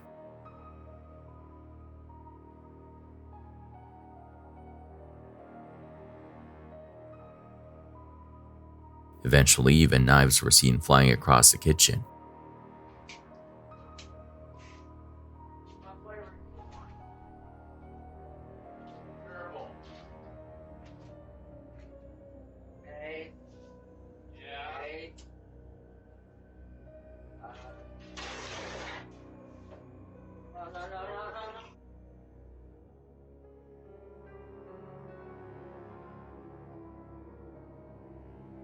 After over a decade in the house, the owner finally decided to leave for good, convinced that something far more sinister than drafts or old pipes had taken over his own. Next, we moved to Ganja, a modest city in Azerbaijan where CCTV from a pastry shop captured something no one could have predicted.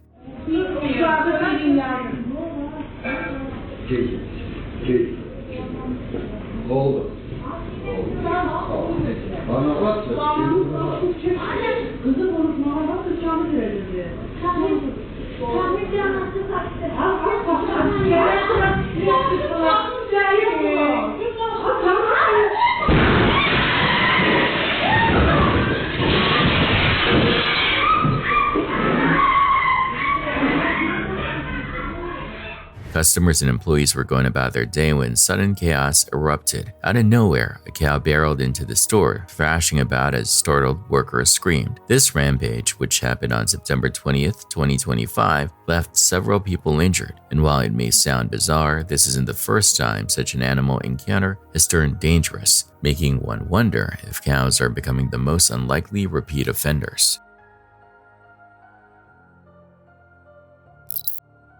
YouTuber Sylvia C has experienced similar things in her kitchen, where ordinary utensils seem to come alive. At first, it's subtle, a single spoon sways back and forth. Then, without warning, cutlery clatters violently across the counter as if swiped by unseen hands.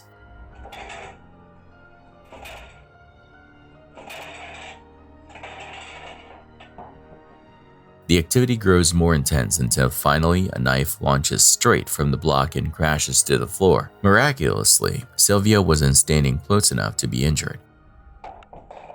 Oh my God, guys. Gathering her nerves, she asked aloud if something in the room wanted her help. Do you want my help? Please move something if you want my help. Almost instantly, a pot on the stove rotated on its own, as though answering her question. Do you want my help? Please move something if you want my help. Viewers are split. Was the thrown knife a warning or a desperate attempt to make contact? Whatever the case, her kitchen seems to be hiding far more than just recipes. In Stellenbosch, South Africa, Hannah Cornelius, 21, was brilliant, kind, and endlessly compassionate. After a late night with friends in May 2017, Hannah offered to drive her friend Cheslin home. It felt safer than letting him skateboard in the dark.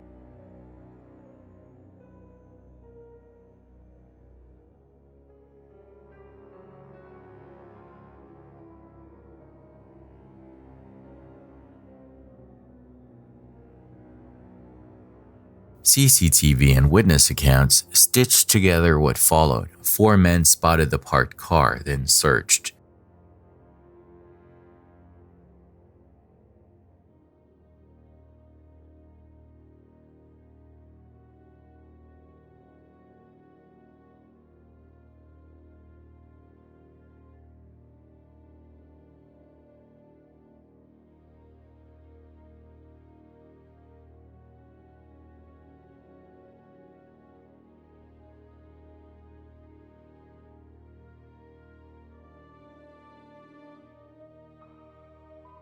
A screwdriver, a knife, and threats. Hannah forced to the front seat, Cheslin stuffed into the boot.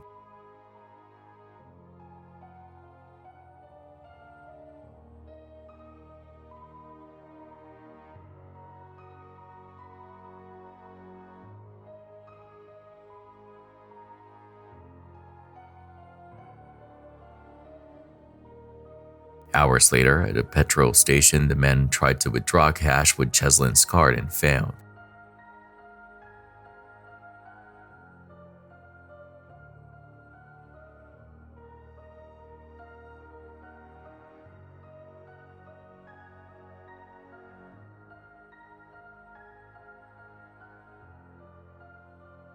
Enraged, they dragged him into the veld and beat him unconscious with stones. They drove on with Hannah. In the countryside, they assaulted her, then stabbed her neck with a screwdriver and crushed her skull with a rock. Cheslin awoke and staggered to help. By the time police found Hannah, she was gone. The men continued a spree, kidnapping, robbery, attempted car sale, until police intercepted them.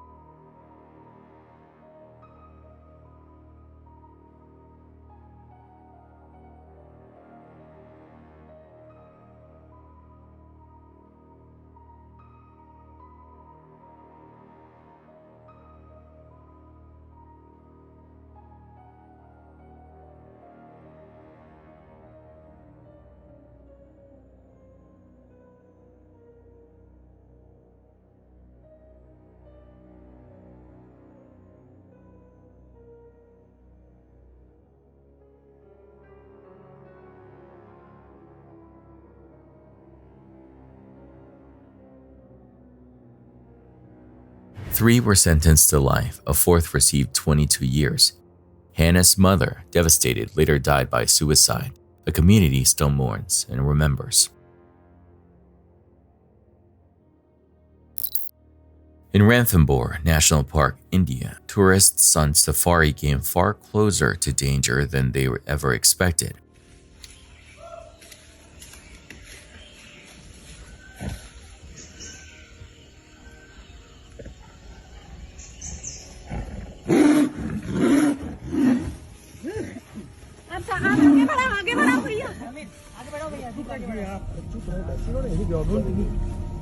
Riding in open-top jeeps, they were suddenly stalked by a tiger. With no barriers and nowhere to hide, the group quickly realized just how vulnerable they were. The animal lunged, sending panic through the convoy. What was supposed to be a thrilling wildlife experience turned into a nightmare reminder that venturing into predators' territory is never without risk.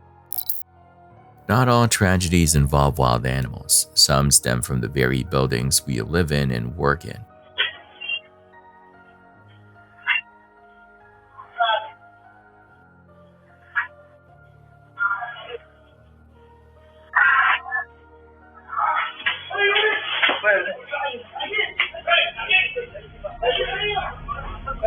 In Jodhpur, India, security footage from a clothing merchant's home revealed a heartbreaking accident. Due to poor construction, the man lost his footing on a third-floor balcony that had no guardrail. He plummeted to the ground and sadly did not survive. A simple safety barrier could have prevented the fall, but negligence turned what should have been a normal day into a fatal one. Tattoo artist Elva Gonzalez captured a different kind of disturbance at his workplace. While finishing a session with a client, he felt something brush against his leg under the tattoo bench. Thinking it was just a stray object, he looked down, but what he saw was far stranger. The footage slowed down, appears to show the faint outline of a hand reaching out from beneath the bench. I don't know what it was. I felt it right there. I looked down, I put my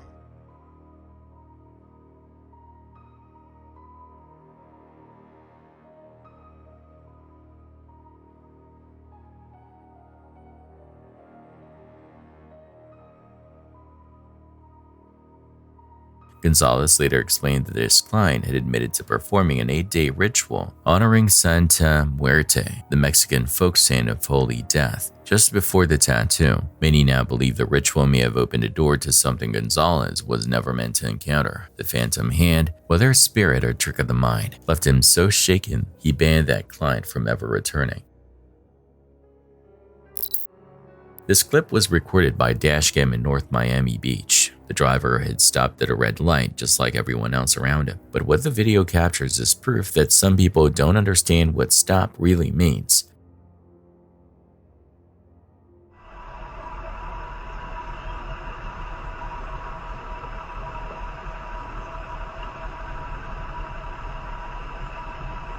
Good morning.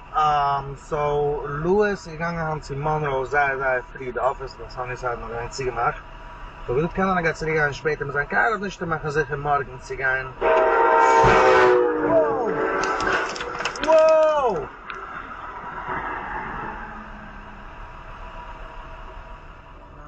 Out of nowhere, another car ignores the signal entirely, creating a near-disastrous scene that left viewers stunned. Here we see a Prius driver make an unbelievably reckless decision. He thought he could outrun a train at the crossing, but instead of slipping past, the vehicle is struck head-on, crushed in an instant. What's shocking is that the driver somehow survived without major injuries. A miracle considering how many ways this could have ended fatally. Everyone else at the crossing had stopped, but his impatience nearly triggered a full-scale catastrophe. Had the train derailed, the consequences would have been unthinkable.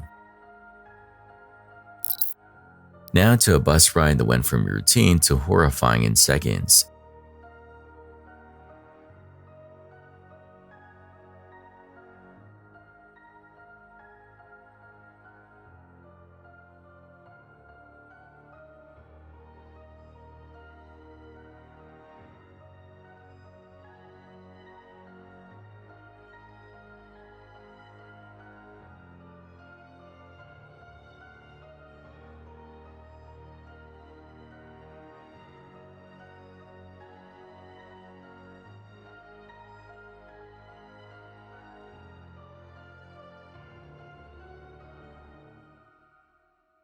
Surveillance from inside a crowded coach shows the driver suddenly veering into oncoming traffic. Passengers screamed and tried desperately to wrestle back control, but their efforts were in vain. The bus collided heavily, leaving many injured. Reports suggest possible brake failure, though nothing has been confirmed. Miraculously, everyone on board survived, though the driver sustained the worst of the injuries. For those passengers, it was a ride they will never forget.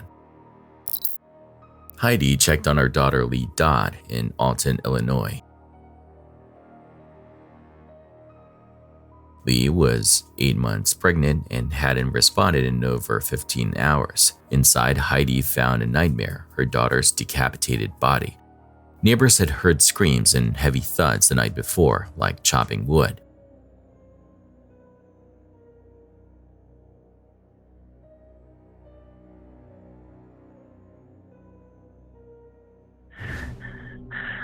With the other yeah. Hi. Listen. What's going on? My girlfriend's daughter is killed. Yeah. What's going on there? My girlfriend, I'm sorry, my daughter's, he chopped her head off.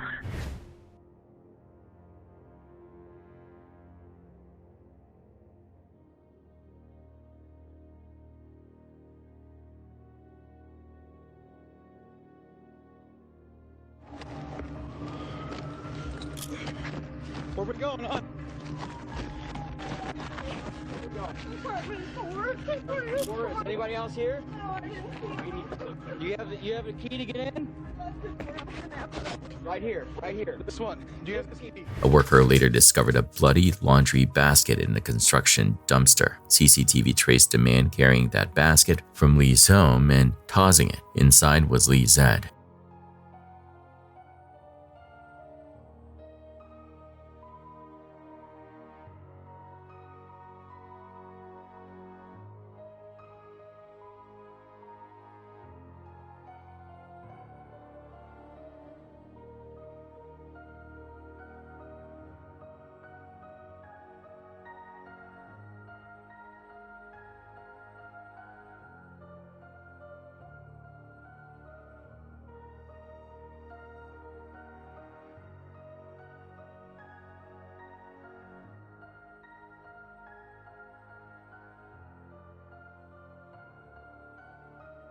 Police quickly focused on DeAndre Holloway, Lee's volatile boyfriend. Footage showed him leaving with a basket, then driving her car.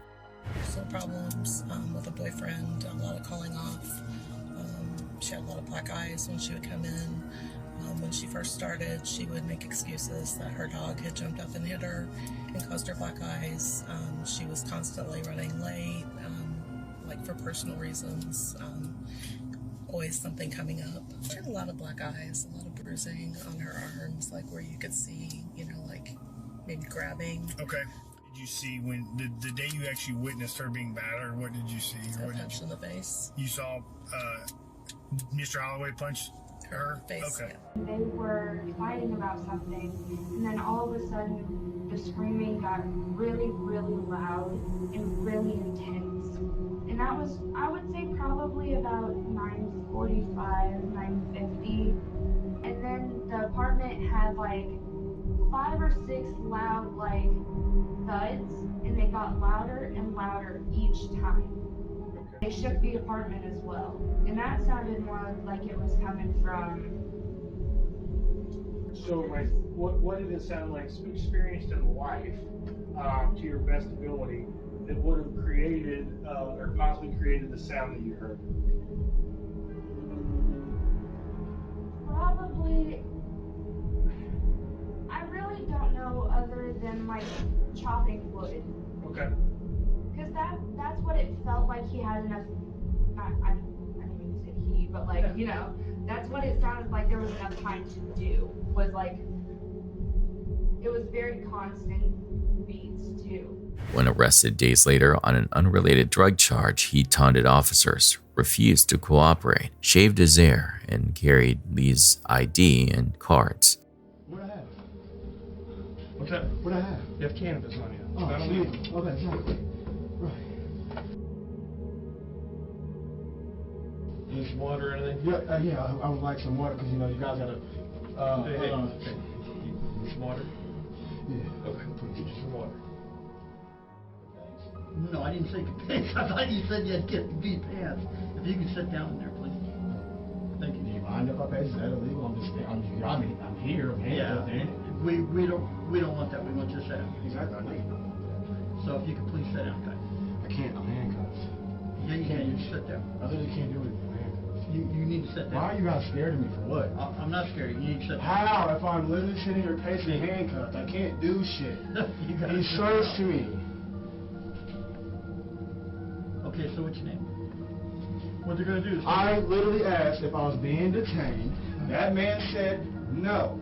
And then he proceeded to ask me the same question over and over and over. And I said the same thing. And again, he's just not having it because he's got an attitude problem. Give me her ID and the debit card. Okay. And I said, well, why you got her debit card? Yeah. And license, you know. And I said, now she out there driving, and then she thinks she got her license, and you got it. Then this morning, he gave me 2 keys. Okay. And I said, well, where you get these keys from? And he said he found them on the ground. Holloway was charged with first-degree murder, homicide of an unborn child, and mutilation. After mental fitness proceedings, he pled guilty in January 2024 and received 60 years. Parole possible after 52. A family lost a daughter and a grandchild. The city struggles with the brutality of what cameras reveal. In Turkey, another security camera caught a very different kind of disaster.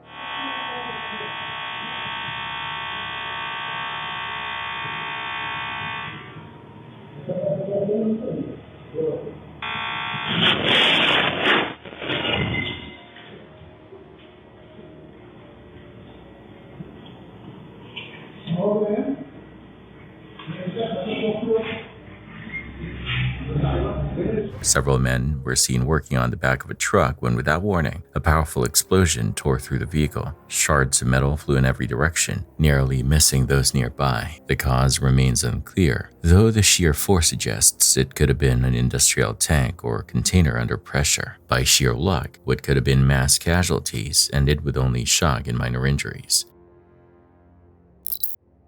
Most of us think of a simple trip to the store as the least threatening part of our day, but for one shopper, it became a terrifying experience caught entirely on security cameras.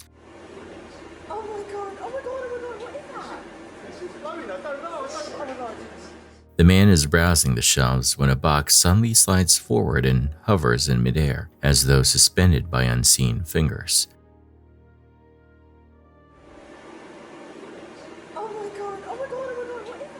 Before he can react, another box from a nearby rack is hurled violently to the ground.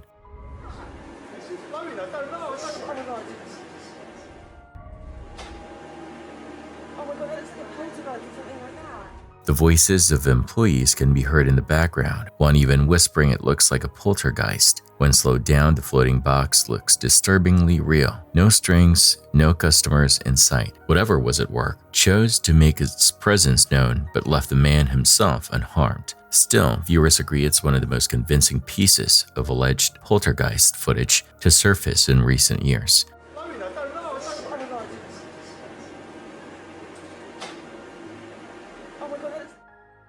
We've got it. We're gonna go southbound Magnolia from 19. Charles River with it. Eastbound Colfax. It's in the wrong lanes of traffic. We're in the right lanes of traffic.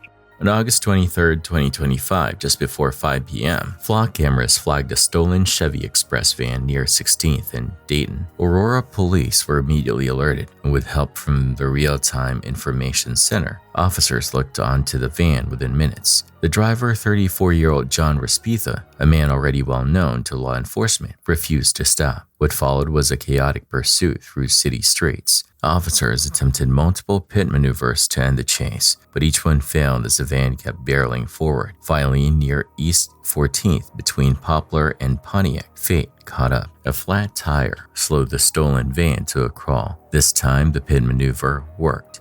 Get out. He's pulling out of it. Let's go.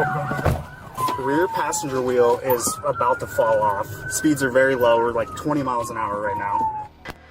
Pit eastbound, Poplar 14. 40! Hands up! I'm with you. Pepperball! Watch out, Pepperball! Get out of the car! Get a taser. Hold on, get taser. I'll stay lethal. Get out of the car now! Open the door and exit the vehicle now. No! The cigarette. Please help me. The pursuit came to a violent but decisive end, ending Respetha's joyride before anyone else could get hurt. From blasts to something that looks almost supernatural in Chongqing, China, a Boo robo-taxi was seen driving itself along the road as its passengers sat in the back seat.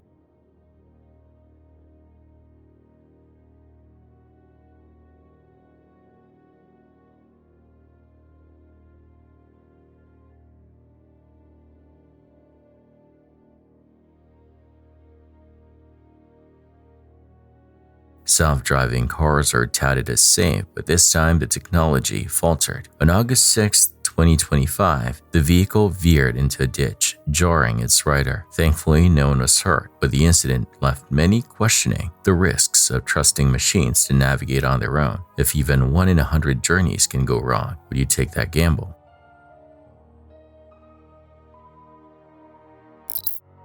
Agnes Clovina wanted a night out in Marbella, Spain, September 2014. Music, friends, a few drinks. The Latvian expat was smart, driven, and careful. When she didn't show up for work the next day and stopped answering calls, her fiancé and family sounded the alarm and flew to Spain to help search. Sister is very beautiful. 30 years old woman with blonde hair. She is 1.71 meters tall. Now it's over 6 months when she went missing, and we don't know anything about her. Days later, investigators pulled chilling CCTV. Outside a club, 3 men surrounded Agnes.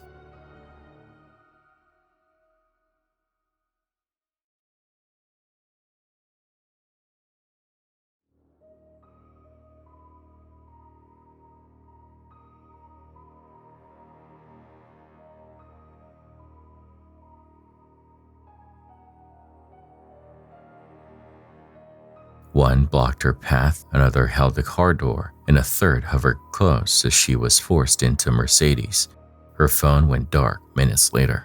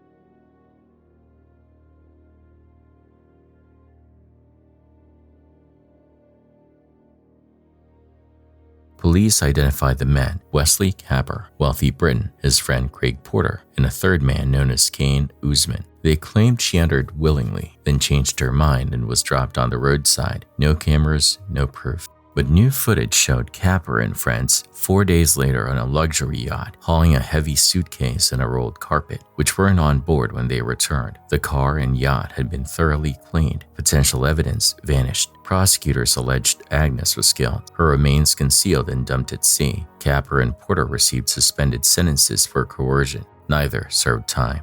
Capper died in 2021. In 2023, a suitcase with remains surfaced at sea that could match Agnes, but DNA work continues. The family still waits. Another haunting clip comes from the paranormal channel Pilo Infinito. In what looks like an investigation setup, a thermal camera is aimed toward a chained cabinet full of dolls. What the hell?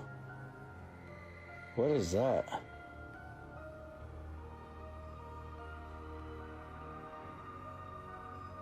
What the? For a moment, everything is still until a pale, childlike face appears on the thermal display, peering out from behind the cabinet. What the hell? What is that? The face is clear and well-defined, but when the investigator lowers the camera, the space is completely empty. It vanishes the instant the thermal filter is removed. The clip is short but disturbing, leaving many to wonder if it really showed the face of a lingering spirit, or if the technology itself glitched at the worst possible moment. Either way, the image lingers in the minds of anyone who sees it. Police body cam footage captures a disturbing scene that feels less like a routine arrest and more like something out of a nightmare. As officers approach a woman, her words quickly spiral into fragmented sentences, repeated phrases, and unsettling chants. She mutters about shoelaces, volleyball, and being watched, her voice bouncing between anger, confusion, and eerie laughter. Over and over, she calls out, "Spring, spring, sprinkle, sprinkle," like some bizarre incantation. Ask any of these neighbors where I be going every single day. Taking this walk every single day. Spring, spring. Spring, spring. Why do you think body cams are a thing now? Why do you think we in our minding our black ass business? Spring, spring. Sprinkle, sprinkle. Sprinkle and sprinkle. Let's strip down again. Sprinkle, sprinkle. And sprinkle, sprinkle. How many times I gotta show y'all what y'all did to me, bro? Sprinkle, sprinkle, won't he do it? Sprinkle, sprinkle. Sprinkle, sprinkle. Sprinkle, sprinkle. Since you want to Cali me, you don't know me. You don't know I was a setter on my volleyball team. That's why I be bending down, because I was a setter. What do? We get out and we set the ball up. Sprinkle, sprinkle. All right. So what happened today? What's he on? Kelly. He had 10 last names. Was watching me from the corner of my side of the building. Okay, the stairwell side. Side they don't know about. Then what? I say, oh wow, I realize this is plate. I look at the plate and I say, oh shit, I better You get knew the that fuck was back. him. You knew that was him. I better get the fuck back and start walking. She don't know me. She know my name Kelly. That's it. You gonna put in my shit. Kelly White. It's Miss Kelly White. She means twice white. Wow. You saw that plate, then what happened? Yeah. I looked. I was like, oh shit, that's him. And booked it the other way. Booked it. Asked the Speedway clerk what I was doing in there. Crying and stretching, taking Advils. Where did I spend my night? Under the thing. Call us when you get there. Click. You ain't here to serve and protect me, girl. Kelly. It's Kelly. It's this way to you, mama. You ain't 40 years old. Kelly. You better get that light on my face. Did you want to take pictures? Take pictures of this, Kelly. Well, take pictures of Kelly's body. Take pictures of Kelly's body. Kelly. Take pictures of that, girl. Where you lay that now? Where you lay that now, mama? Why you out here twerking? These ain't twerking, these are hips. I'm African, American, in America. Kelly. Kelly! So you've seen their car, right, Kelly? I've been Kelly for how many years? I've been Kelly, girl. Let me figure this out. The officers try to calm her down, but her erratic speech keeps slipping into strange, almost ritualistic tones. She demands the officers drag her like Jesus, taunts them to break her legs, and warns that body cams exist because of what's really happening behind the scenes. I was already. Miss Kelly, you saw their plate and you... I booked it the other way. Went to Speedway. So you need to go to Speedway, review the security footage, see what I was doing out there. So they have video of you, Miss White. So you want to Kelly me? Since you want to Kelly me, now it's Miss White. But that's how you want to be referred to, correct? Booked it. Oh, Kelly. You don't know me, mama. You do not know me. So if you're gonna arrest me. Perfect. But we already perfect. So you are being detained. Go ahead and turn around for me. Yes, ma'am. Thank you. Being arrested, okay? Yes, ma'am. For violation of a stalking. Yeah, violating a... Can you stop? Don't. I wouldn't do it. I wouldn't do it. It's okay. It's 3E, right? I was in Illinois. How long have I lived there? We're going to walk you How long through have I lived everything, there? okay, Kelly? When did I move Go there? ahead. Thank you. I don't know, Miss Kelly. Who's the landlord? That's an abandoned building then. Fairwood? That's an abandoned building. Okay. You're okay, Miss White, all right? Okay. Give us Kelly. Can you just wait until we get everything settled? You better call your girl who took my suitcase, girl. Kelly. Miss White, you don't know what to call me. I would call you whatever you want to be Who's called. talking to? Ma'am, we'll walk you through. Trying to work with you here. Do not do a black foot. No, drag him. Let him drag me. No, man. Let him I drag don't me. want to drag you. This is No, you meant do for want to you. drag me. You don't know me, mama. I should feel more. Come on. Just get up. You don't know me, mama. And I didn't claim to, but we Ma'am. don't want to hurt you. Nah, you do. You ain't here to serve and protect me. George. You ain't here to serve and protect me. Drop that. Get over here. You ain't here to serve and protect me. Drag me. Drag me. Just like they drug Jesus. Drag me. Get up. Drag me. Drag me. Drag me. Drag me. Drag me. Drag me. Drag me. Drag me. All right, Miss Kelly, we're going to sit you down right here. Drag me. Ow. Drag me. Drag me. Dirty bitch. Yeah, let's Can I get up. stop? Come on. Can I be a lady? Wait, Can I be a lady? Please, Absolutely. Get up. Can I be a lady? Absolutely. Get up. You're gonna help me, sis? Yes. They're dragging me up. Can you please, ma'am? Can I please? Can you Can she please? get off my shoulder? And Okay, thank I got you. 1, 2, 3. 1, 2, 3. Let's go. Thank you, Kelly. We're going to walk over the squad. What is your name, officer? Williams. What is your first and last name? My name is What is Williams. your badge number? 475. Okay. Okay, and what's your partner's my name? Badge number? 1533. Okay. You can make me you a woman, please? Can you poop soon? Absolutely. Thank you. I'm in the back of the cab.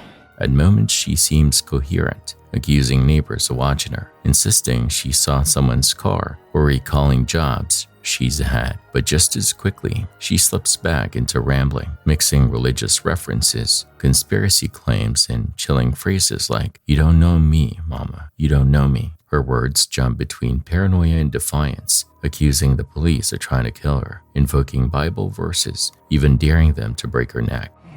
You know how long I've been living in that apartment? Almost 5 years before Dick You know the reset the more you building. talk is not going to fast things Do up. you know why you wear body cams? Did you go to university? Do you know why you wear these Okay, body ma'am, have a cams? seat, okay? We're going to You know why I wear Ma'am, just have a seat. No, I'm not squeezing you. Sis, are you recording? Sis, sis, are you recording? Are you recording? Are you recording? Are you recording? Break my legs. We don't want to break your No, you do want to break my legs like he did. Not cooperating with nothing. Who you serving to protect? you serving at the second. You need to pull that order up. Get that order. Pull that order up. Call the voice and pull that order up. She wrote the perfect penmanship. Took her 20 minutes. Going to a full cage. Yeah, I know. Get that shit on my face, bro. Break my legs into this car. Double dog there. You think you know why you wear body cams? Did you go to ECC too? That was a Nothing to do with any of it. Oh, I am okay, but please, it looks like you're. He rammed me in the back over his shoulder with that. Yeah, her you think I feel? So we need to put it up, okay? I can't fit in the back of a paddy wagon, man. I told you that. We're trying to fix your legs. Nah, you can't. You're You not. got wrapped up when you did that. You're not even fitting me in the back of this dog.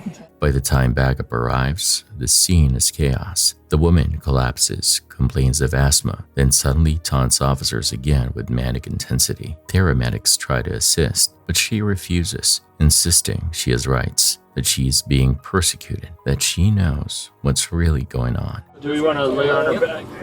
How about we roll over? All right, we're gonna set up, Kelly. 2, 3. Oh, we just left her? No, we're not gonna be able to lift her like that. Let's have you sit up, Kelly. She's pulling back. Yeah. Pulling back. Yeah, she's dropping. All right, let's get this. Can you grab the cot and just push it in? Put her on a towel. No, I mean, like, just push her in when we lift her up. I have the right to remain what? Kelly, just. Come on, I have the right to remain what? I have the right to remain what? Lean back, Kelly. I have the right to remain what? I'm not trying to get anybody hurt. How about we stand up? Yes, ma'am. Yes. Are you okay? Yes. I'm more do you want from me? Sit back a little. No! Did you get hit in the ass 4-4? The encounter finally ends with her taken into custody, charged with resisting arrest and violating a stalking order, but the footage itself leaves behind a lingering unease. A repeated chants, sudden shifts in tone, and cryptic phrases make the video feel less like a police report and more like a glimpse into something sinister.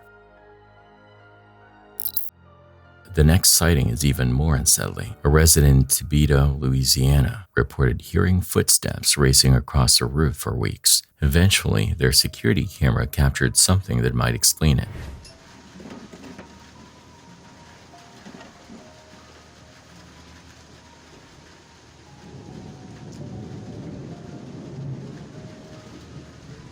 The footage shows a transparent figure sprinting across a neighboring rooftop before disappearing mid-stride. The camera even tries to track the movement automatically, but the figure vanishes before it can lock on. Was this the same presence the homeowner had been hearing night after night? If so, what was it doing racing across rooftops in the dead of night?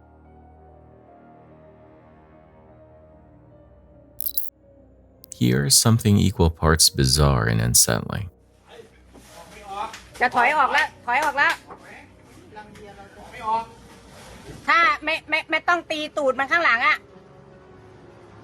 ไอ้เบียงถอย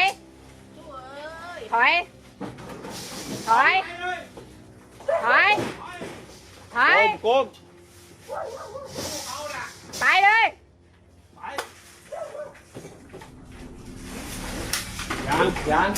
In Hayang National Park, Thailand, an elephant locals have nicknamed Plaibeng Lak made his presence known once again. The animal strolled into camp and raided supplies, helping himself to 9 bags of sweet rice crackers, a sandwich, and a bundle of bananas. The villagers have grown used to his antics, but his size and strength make every encounter tense. Friendly or not, when a wild elephant comes knocking, there is very little you can do to stop it.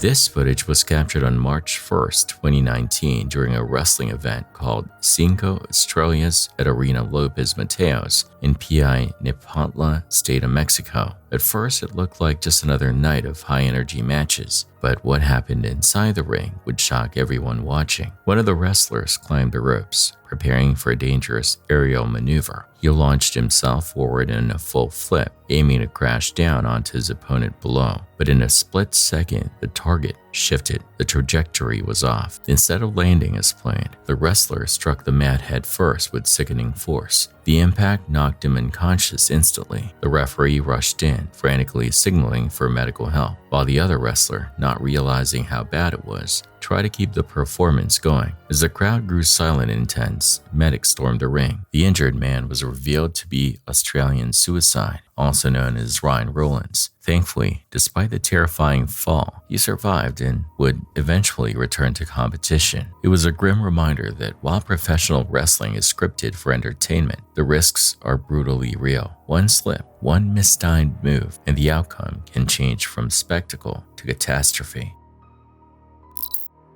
Not every haunting keeps its distance. In the apartment at Diego Spitchard's, the activity seems to focus on his young daughter. One clip shows a pale hand pounding against the door before vanishing when Diego checks. Amy?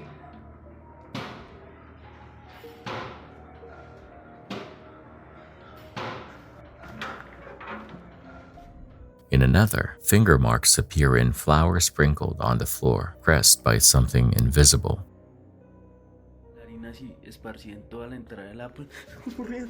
But the most chilling moment shows the faint face of a young girl hovering just over his daughter's shoulder before disappearing.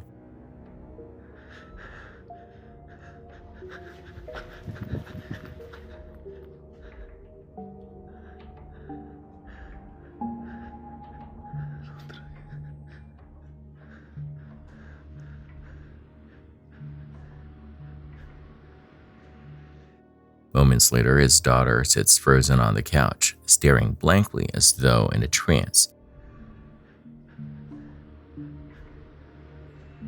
Amy?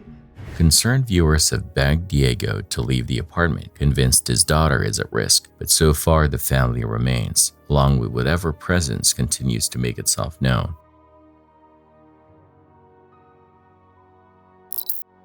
This shocking footage was captured on October 17, 2017 in Zhuhai, a coastal city in China's Guangdong province. At first it looks like nothing unusual. A car stopped at a red light waiting for the signal to change, but in the blink of an eye, disaster strikes.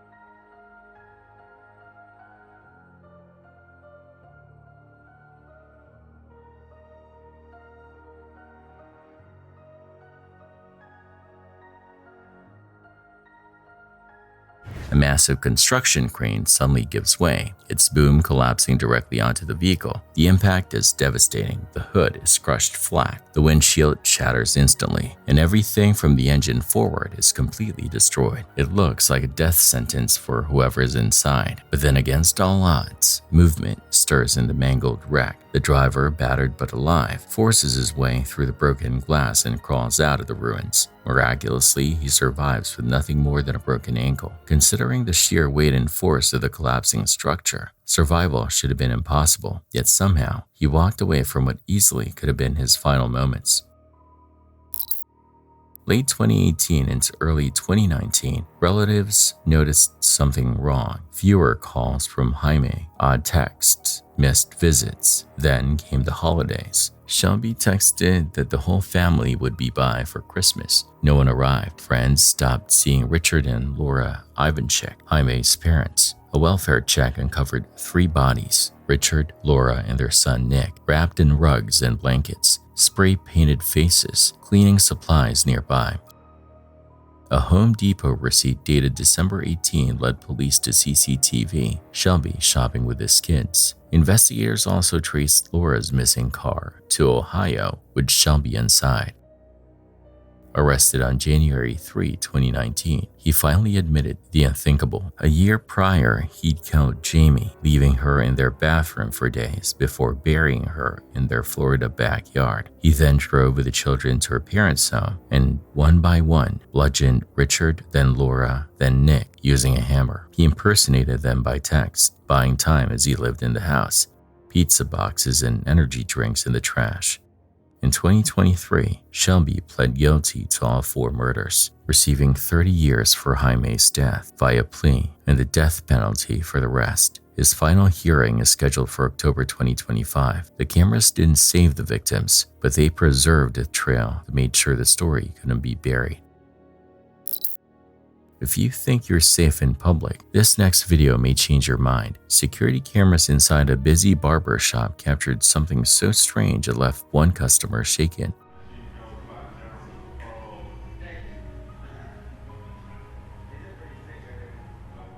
As barbers work on clients, a blue cloak near the desk suddenly rises into the air, floating upward with no one touching it. The customer jumps back in fear while the staff laugh it off, but he insists the cloak moved on its own.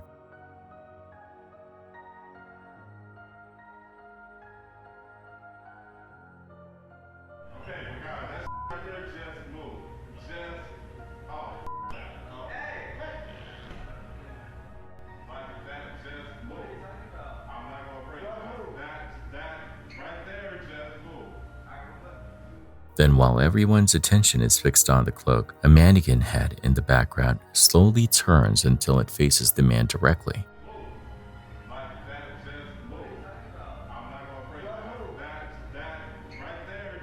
That was enough for him to leave immediately. Viewers are divided. Was it a hook staged for attention or evidence that something supernatural made its way into the shop? This chilling footage was filmed on September 17, 2023 at Pedro do Grifo, a cliffside lookout in Barra de Tijuca, west of Rio de Janeiro, Brazil. The spot is known for drawing tourists who pose for dramatic illusion photos, appearing as if they're dangling over a sheer drop of nearly 1,000 feet. But on this day, the illusion of danger almost became a horrifying reality.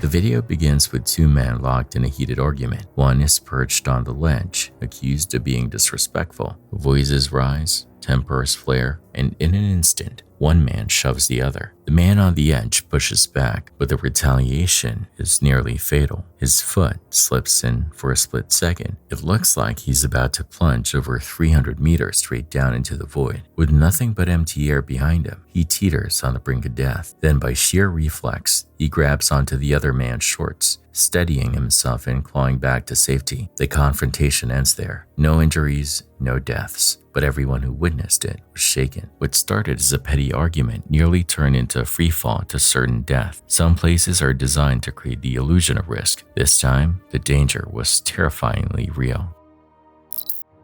The footage now shifts to a familiar but horrifying event captured from a new angle on Interstate 35 in Fort Worth, Texas.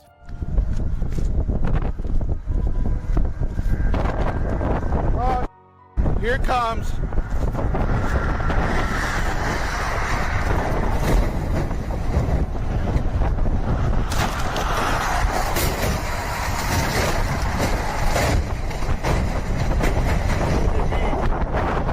I know.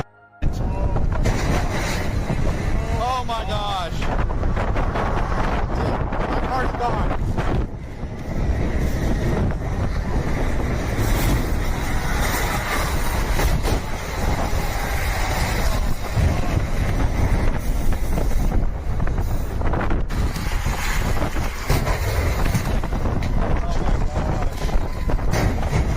This was the infamous pileup of 2021. A winter storm left the road like glass, and then it happened. Vehicles slammed into each other, one by one, until the chaos stretched as far as the eye could see. 6 people lost their lives, and at least 65 others were injured. Over 1,100 feet of wreckage, 133 vehicles twisted together, including a semi plowing straight into cars that never had a chance. Dashcam footage from Malta takes us to an incident that shocked the entire nation. A group of passengers were riding along when a horrific crash unfolded right in front of them. You just get me higher.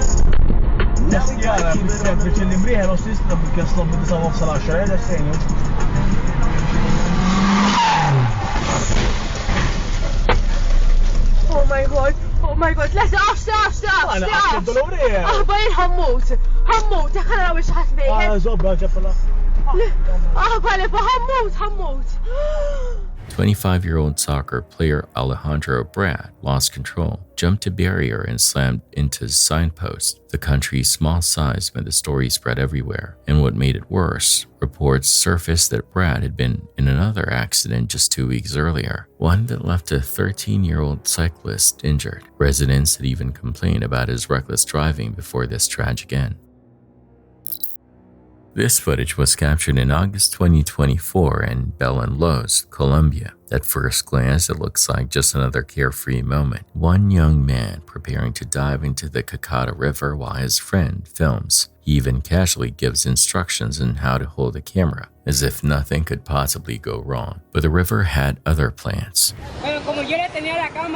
Bueno, aquí tenemos un man que ese man va a demostrar la finura que tiene en la vida. Pónganle cuidado.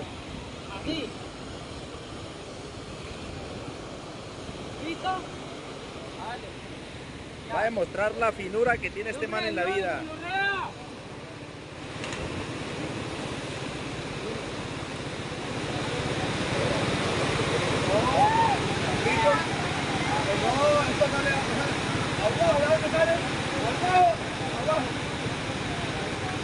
¿Ah?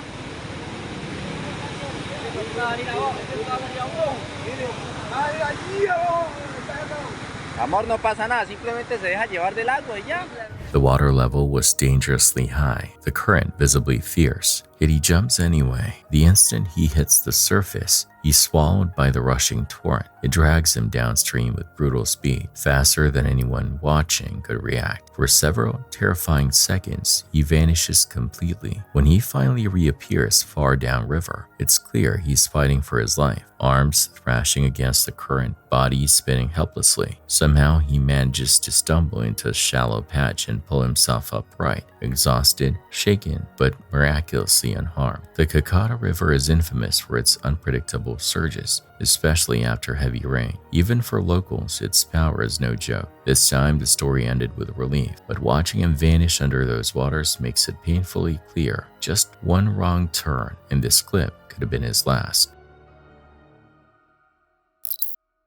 Our next clip reminds us that children often notice what adults overlook. In this TikTok, a young girl at a playground suddenly points behind her father, urging him to turn around. When the camera pans, a ghastly childlike figure is revealed. Its skin is gray, its eyes hollow, and its smile twisted unnaturally.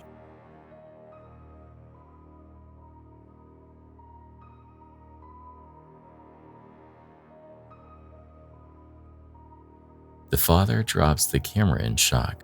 Slowed footage shows the figure fading from view, vanishing entirely.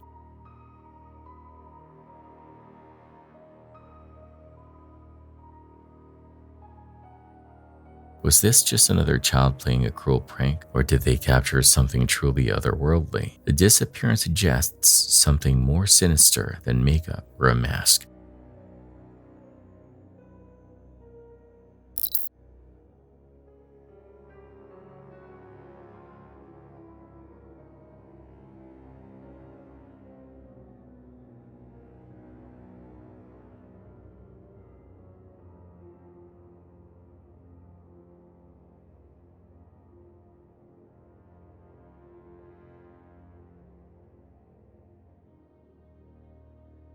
This unsettling footage began spreading online in early May of 2025. What it shows is no ordinary glitch. inside a lab in Zhou, China, reportedly tied to Unitry Robotics. A humanoid robot suddenly malfunctions in the most violent way imaginable. Without warning, its arms whip outward in frantic, uncontrollable swings. The nearby operator jumps back in shock, realizing just how quickly a machine built for precision can turn unpredictable. Though no injuries were reported, the clip went viral almost instantly, its aggressive flailing and erratic behavior sparking fear rather than fascination. Unitry has never confirmed whether the robot in question was theirs, and the exact date of the recording remains unverified, but the timing is chilling. Just months earlier, these humanoids were being rented out for 15,000 yen a day, around $2,100. Now, interest has collapsed. Rates have dropped to 5,000 to 8,000 yuan, roughly $700 to $1,100, with many units collecting dust in storage. The novelty has worn off, and in its place, a darker sentiment is spreading: unease. These aren't scenes from a movie. This was a real robot in a real lab, suddenly turning hostile. Skynet may not be here yet, but clips like this make it feel one step closer. Now to Brazil, where things turn primal. A man decided to confront one of the most dangerous predators the Amazon has to offer. Chegar aqui na bomba agora, outra sucuri. Olha o tamanho da bichona.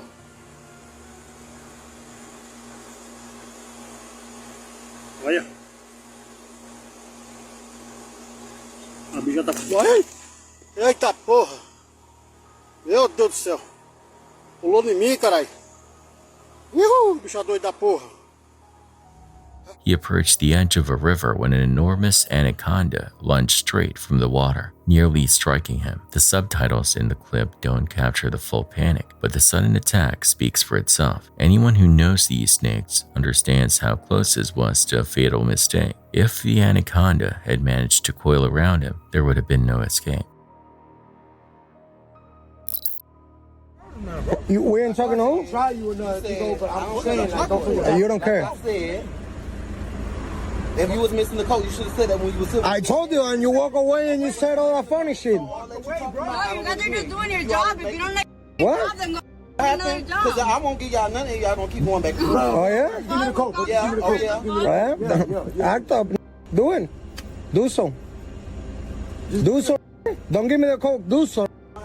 Don't give it to me then. All right, don't give me a coke then, nigga. Don't give me a coke then. Don't give me a coke then. A drive-through dispute over a missing Coke turns into beverage baptism. The worker finally hands over drinks by throwing them.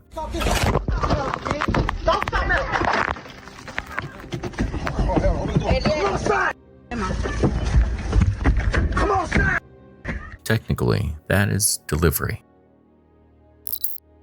The next video is bizarre and unsettling. The footage is shaky, the laughter unhinged, but the danger is real. On a beach, moments after a volcanic eruption, people celebrate, shouting and laughing as if nothing is wrong. But then comes the real threat, a sudden tsunami surging toward shore.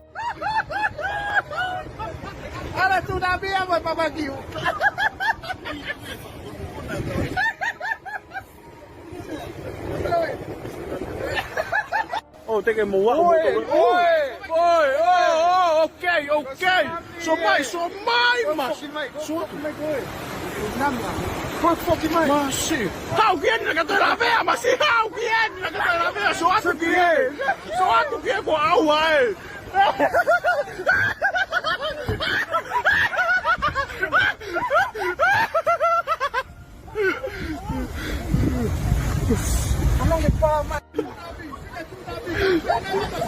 Không té lên đây mày ơi.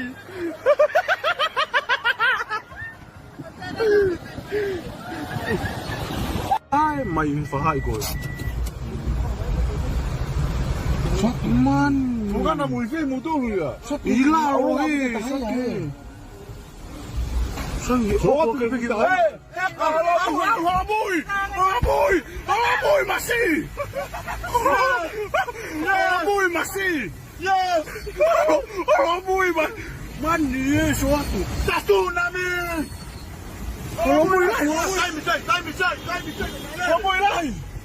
Mas. Oh, What's chilling is that the group seems oblivious to what's coming, treating it like a spectacle. Reports suggest this was filmed in Tonga, a nation sitting on the volatile ring of fire. Though no one is harmed, the clip is a haunting reminder that nature gives no warnings, and ignorance can be deadly. Finally, we move to Mandari, a small village in Pakistan's Kagan Valley, where disaster unfolded in August of 2024. At first, the scene looks calm, then the side of an entire mountain breaks away.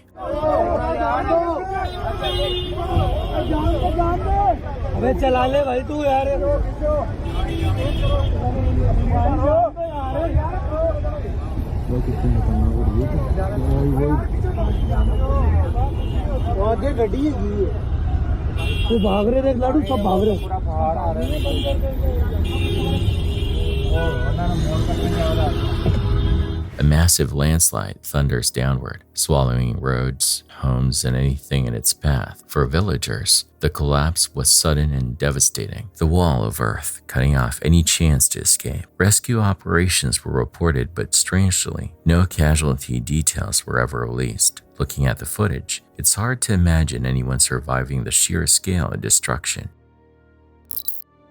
Back in 2017, Florida police pulled over a 20-year-old named Zachary on suspicion of moving contraband. The traffic stop happened right along the coastline, just a stone's throw from the ocean. Instead of complying, Zachary made a desperate, reckless choice. He bolted. He sprinted for several kilometers down the shore before diving headfirst into the sea, as if he could simply vanish into open water. A drone quickly tracked his bizarre escape attempt, showing just how far he had pushed himself away from land, but exhaustion set in fast. Soon he was barely able to keep himself afloat, flailing against the waves. The most chilling part, footage caught a shark swimming by, close enough to send a shiver down anyone's spine. Neither Zachary nor the shark seemed to notice each other, but it turned the chase into something far darker. What began as an arrest was suddenly a fight for survival. With his strength nearly gone, rescue crews pulled Zachary out of the water before he drowned. He was taken into custody immediately afterward. Lucky to be alive, and luckier still, the shark never noticed him. Tired of a coworker glued to a screen, someone seizes the phone and destroys it.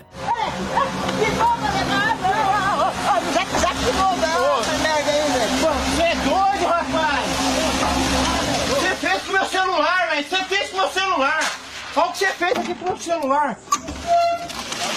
Oh, meu Deus do céu. Eu tava falando com o povo aqui, mandando vídeo pro Salsicha, você faz isso aqui. Cadê meu celular? Whether it meant hot oil or heavy wheels, one thing's certain, notifications are blessedly quiet now. O que você fez com meu celular? Ah, vai fazer sozinho também. Eu não mexo mais isso aí também. Senta aqui, Alex. Vamos acabar aqui, Alex. Vamos acabar, rapaz. Vai lá embora.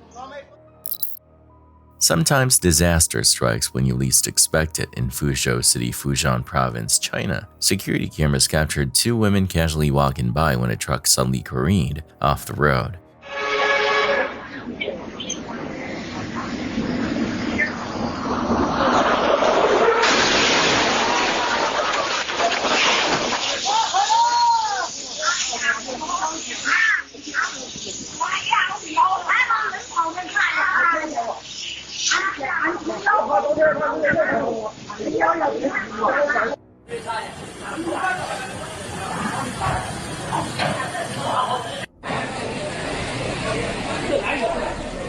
Carrying a heavy load of bricks, it smashed directly into an ice cream shop, scattering debris everywhere. Miraculously, the driver escaped without major injury, and the two women were spared by mere seconds. But the crash served as a grim reminder of how quickly the most ordinary moment can turn deadly. A box truck clipped slow piping in a parking garage. One snap in a pressurized line turns the level into a chocolate milk waterfall. It's less loading zone, more lazy river.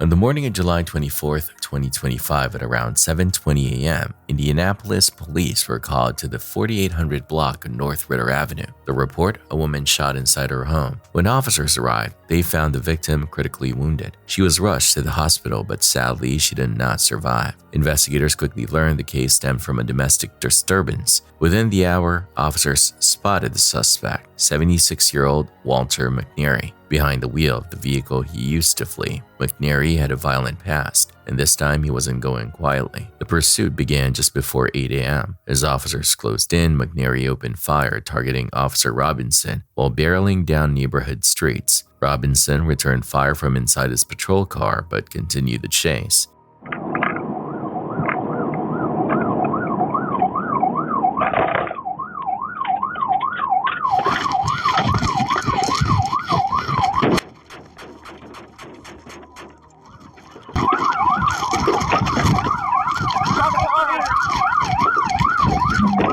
Moments later, at another intersection, McNary turned his gun on yet another officer. The situation escalated into a rolling gunfight through the streets of Indianapolis. McNary's vehicle slowed near Congress Avenue, where he fired at least 2 more rounds toward pursuing units. Robinson pulled his rifle and exchanged fire, the chaos echoing through the neighborhood.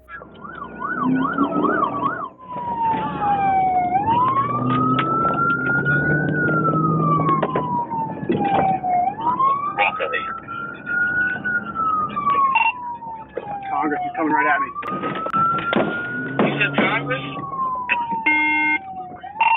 Congress, we are 1400 block. He's coming right at me. 1400 block of East Congress.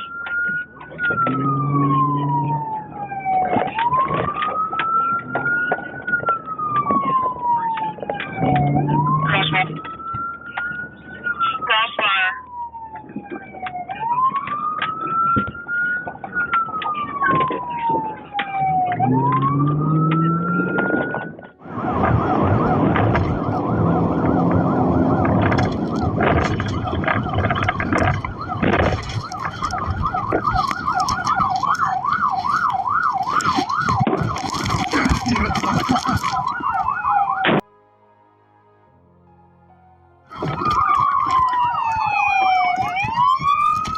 Finally, McNary abandoned his car, slipping out of sight behind a wall. When he reappeared, rifle in hand, he aimed directly at Robinson. The officer fired again, narrowly escaping death himself.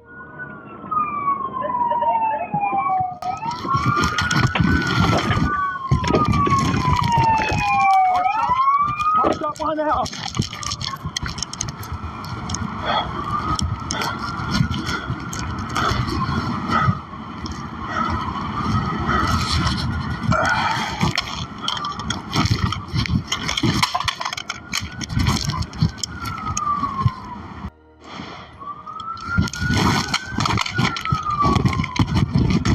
Police, show me your hands! Yep. 33, do you see the vehicle from there? We've got We're deploying bang. SWAT quickly rolled in with an armored vehicle, deploying a flashbang to disorient the suspect, but McNary didn't move. Officers advanced and found him collapsed on the ground, his firearm within reach. reaction. You guys good with moving up, taking it? Yes. Yep. All right. I'm going to sail behind you guys with the taser. Despite immediate medical aid, McNary was pronounced dead at the hospital. A rifle was recovered beside his body and a handgun inside his vehicle. 2 patrol cars were shredded by bullets. Yet in a miracle, no officers and no bystanders were physically harmed, but the streets of Indianapolis were left shaken. An early morning pursuit turned urban battlefield. A truck nearly sideswipes a parked car and a pedestrian.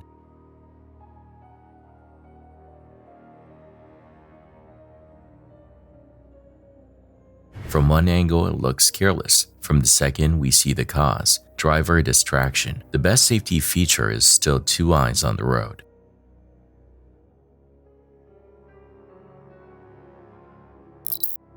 Police roll up to a quiet Florida neighborhood after a neighbor reports 2 men trying to force a side door. Body cams click on. A man meets them in the yard, sweaty, anxious, and already talking fast. He says he lives here, that Aubrey and everybody just left, that mom forgot the key. No ID, everything's inside the house. Literally, I got her on the phone. You have ID on you? I don't have my ID, ma'am. It's everything's in the house. Okay, hold on. I'm just trying to figure out who you are, man. I have more. We're getting a call with people trying to break into the house. What's your first name, man? Adam Hertzberger. Oops. Watch yourself. Adam? Yes, ma'am. The officers start with basics, name, date, birth, spelling, but every answer slides around like oil on water. Adam Hertzberger, H-E-R-S, no H. The spelling keeps changing. The birthday jumps decades, and jokes about lazy eyes and we've been in the sun try to paper over the cracks. The more he talks, the stranger it gets. 11, 15, 95. 95. And you live here? I'm just playing. 85. 85. You're gonna catch that one. I don't know your birthday, dog. You messed me up with that. What did you say, Hirschberger? Hirschberger. That's pretty hard. That's right. So, what's happening? Are you guys twins? Who? Me and this guy? We went to elementary school.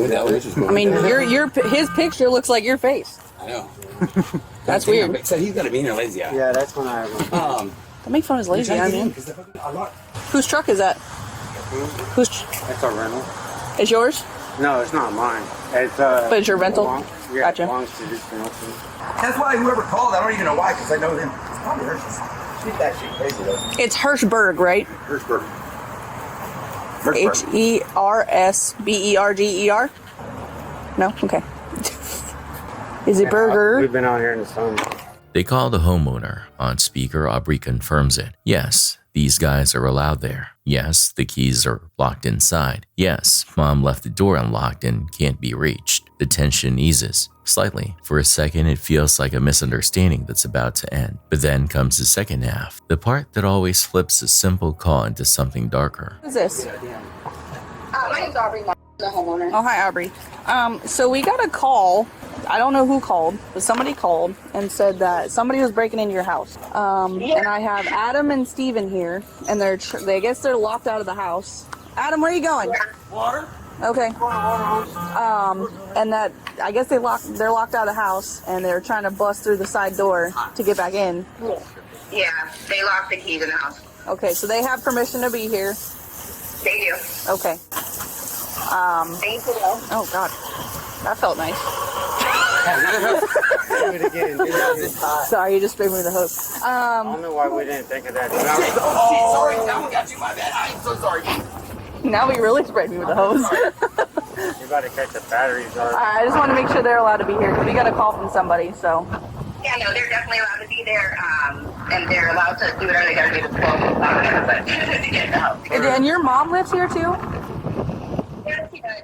The officer tries again to confirm the man's identity. He launches into a wandering story. Born into an Amish community, no social security number, no birth certificate, only a midwife's record on the side of a tree. He says he's been down here a year and a half, never worked on paper, never had an ID in North or South Carolina, and can't even qualify for food stamps. He hates talking about it. He says the head of the operation was a ding-dong. He's trying to leave, he says. He's trying to get home. Since I have you guys here, how can I get in the state of Florida? How can I get it?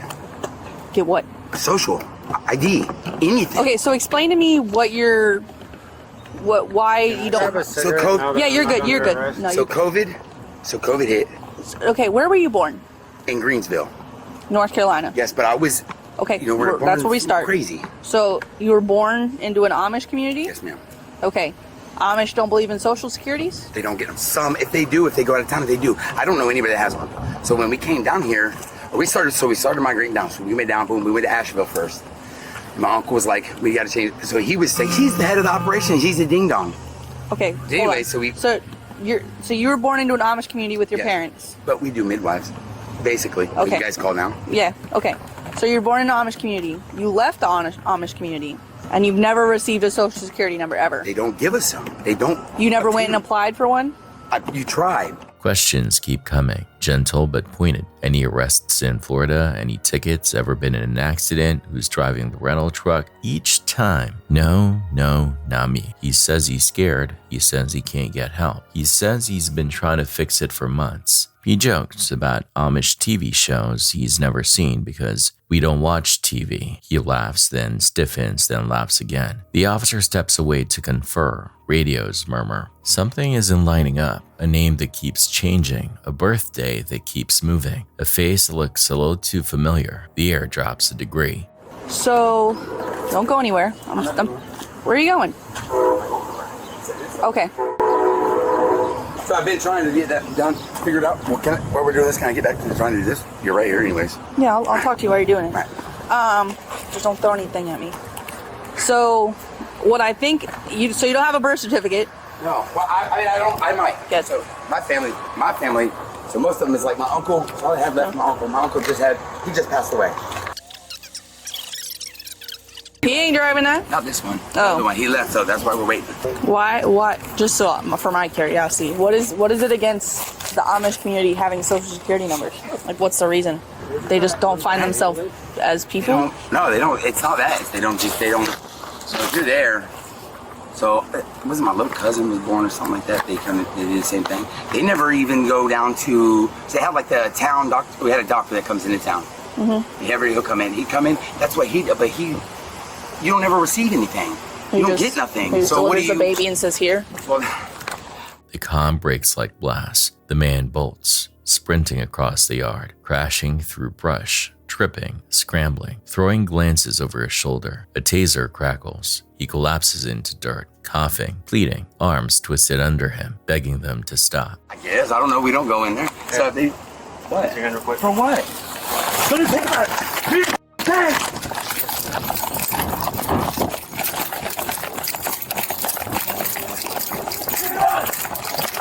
Rockets for pursuit.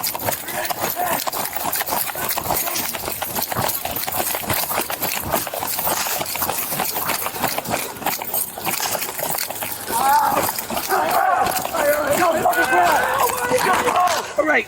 Bye. Stop. Get on your stomach. What's wrong with you, Adam? What are you doing? Give me your hands right now. For what? You gotta get it again. You're gonna get it again. I can't. Your hands. Let go. I can't. Please stop. On your stomach. Now. On your stomach right now. You gotta get it again. Holy shit. Ridiculous. Why are you guys doing this? You want it again? No. Let's stop. Why are you guys doing this? Because you ran. You scared me. Stupid. But my arm doesn't bend like that. Yes, it does. You want it again? No, please don't. I'm trying not to breathe. Stop. I'm trying not to breathe the dirt in. Please don't. I'm trying to help you. Relax for a second. I can't. Move again. I'm gonna tase you again.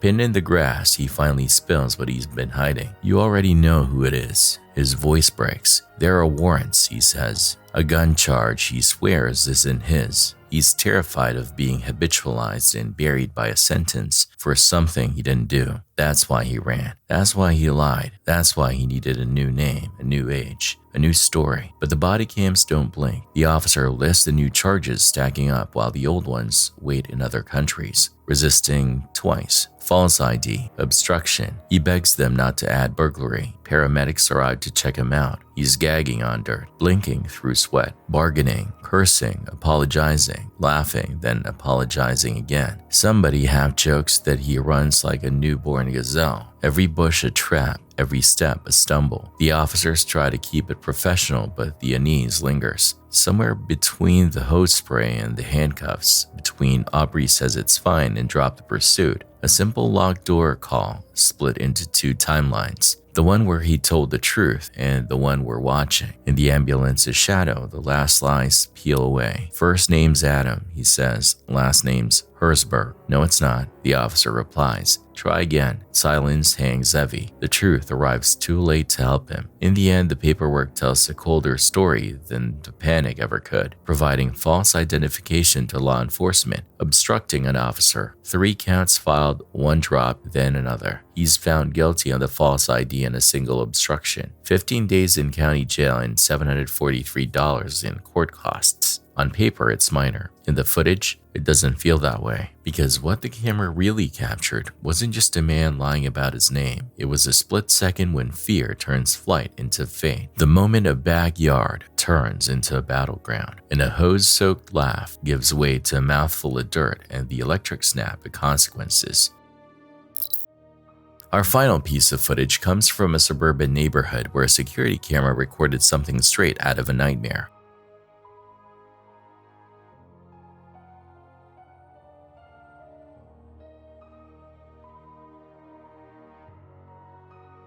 For several seconds, the road looks normal. Then, out of nowhere, a woman materializes in a view right behind a passing car. She stumbles as though disoriented, then turns back toward the vehicle before wandering away. Some viewers believe this is evidence of time travel or a glitch in the Matrix, reality itself slipping for just a moment. Others fear a darker explanation, that she may have escaped from the trunk of the car as it sped away. Whether supernatural or human horror, this unsettling clip leaves us with more questions than answers.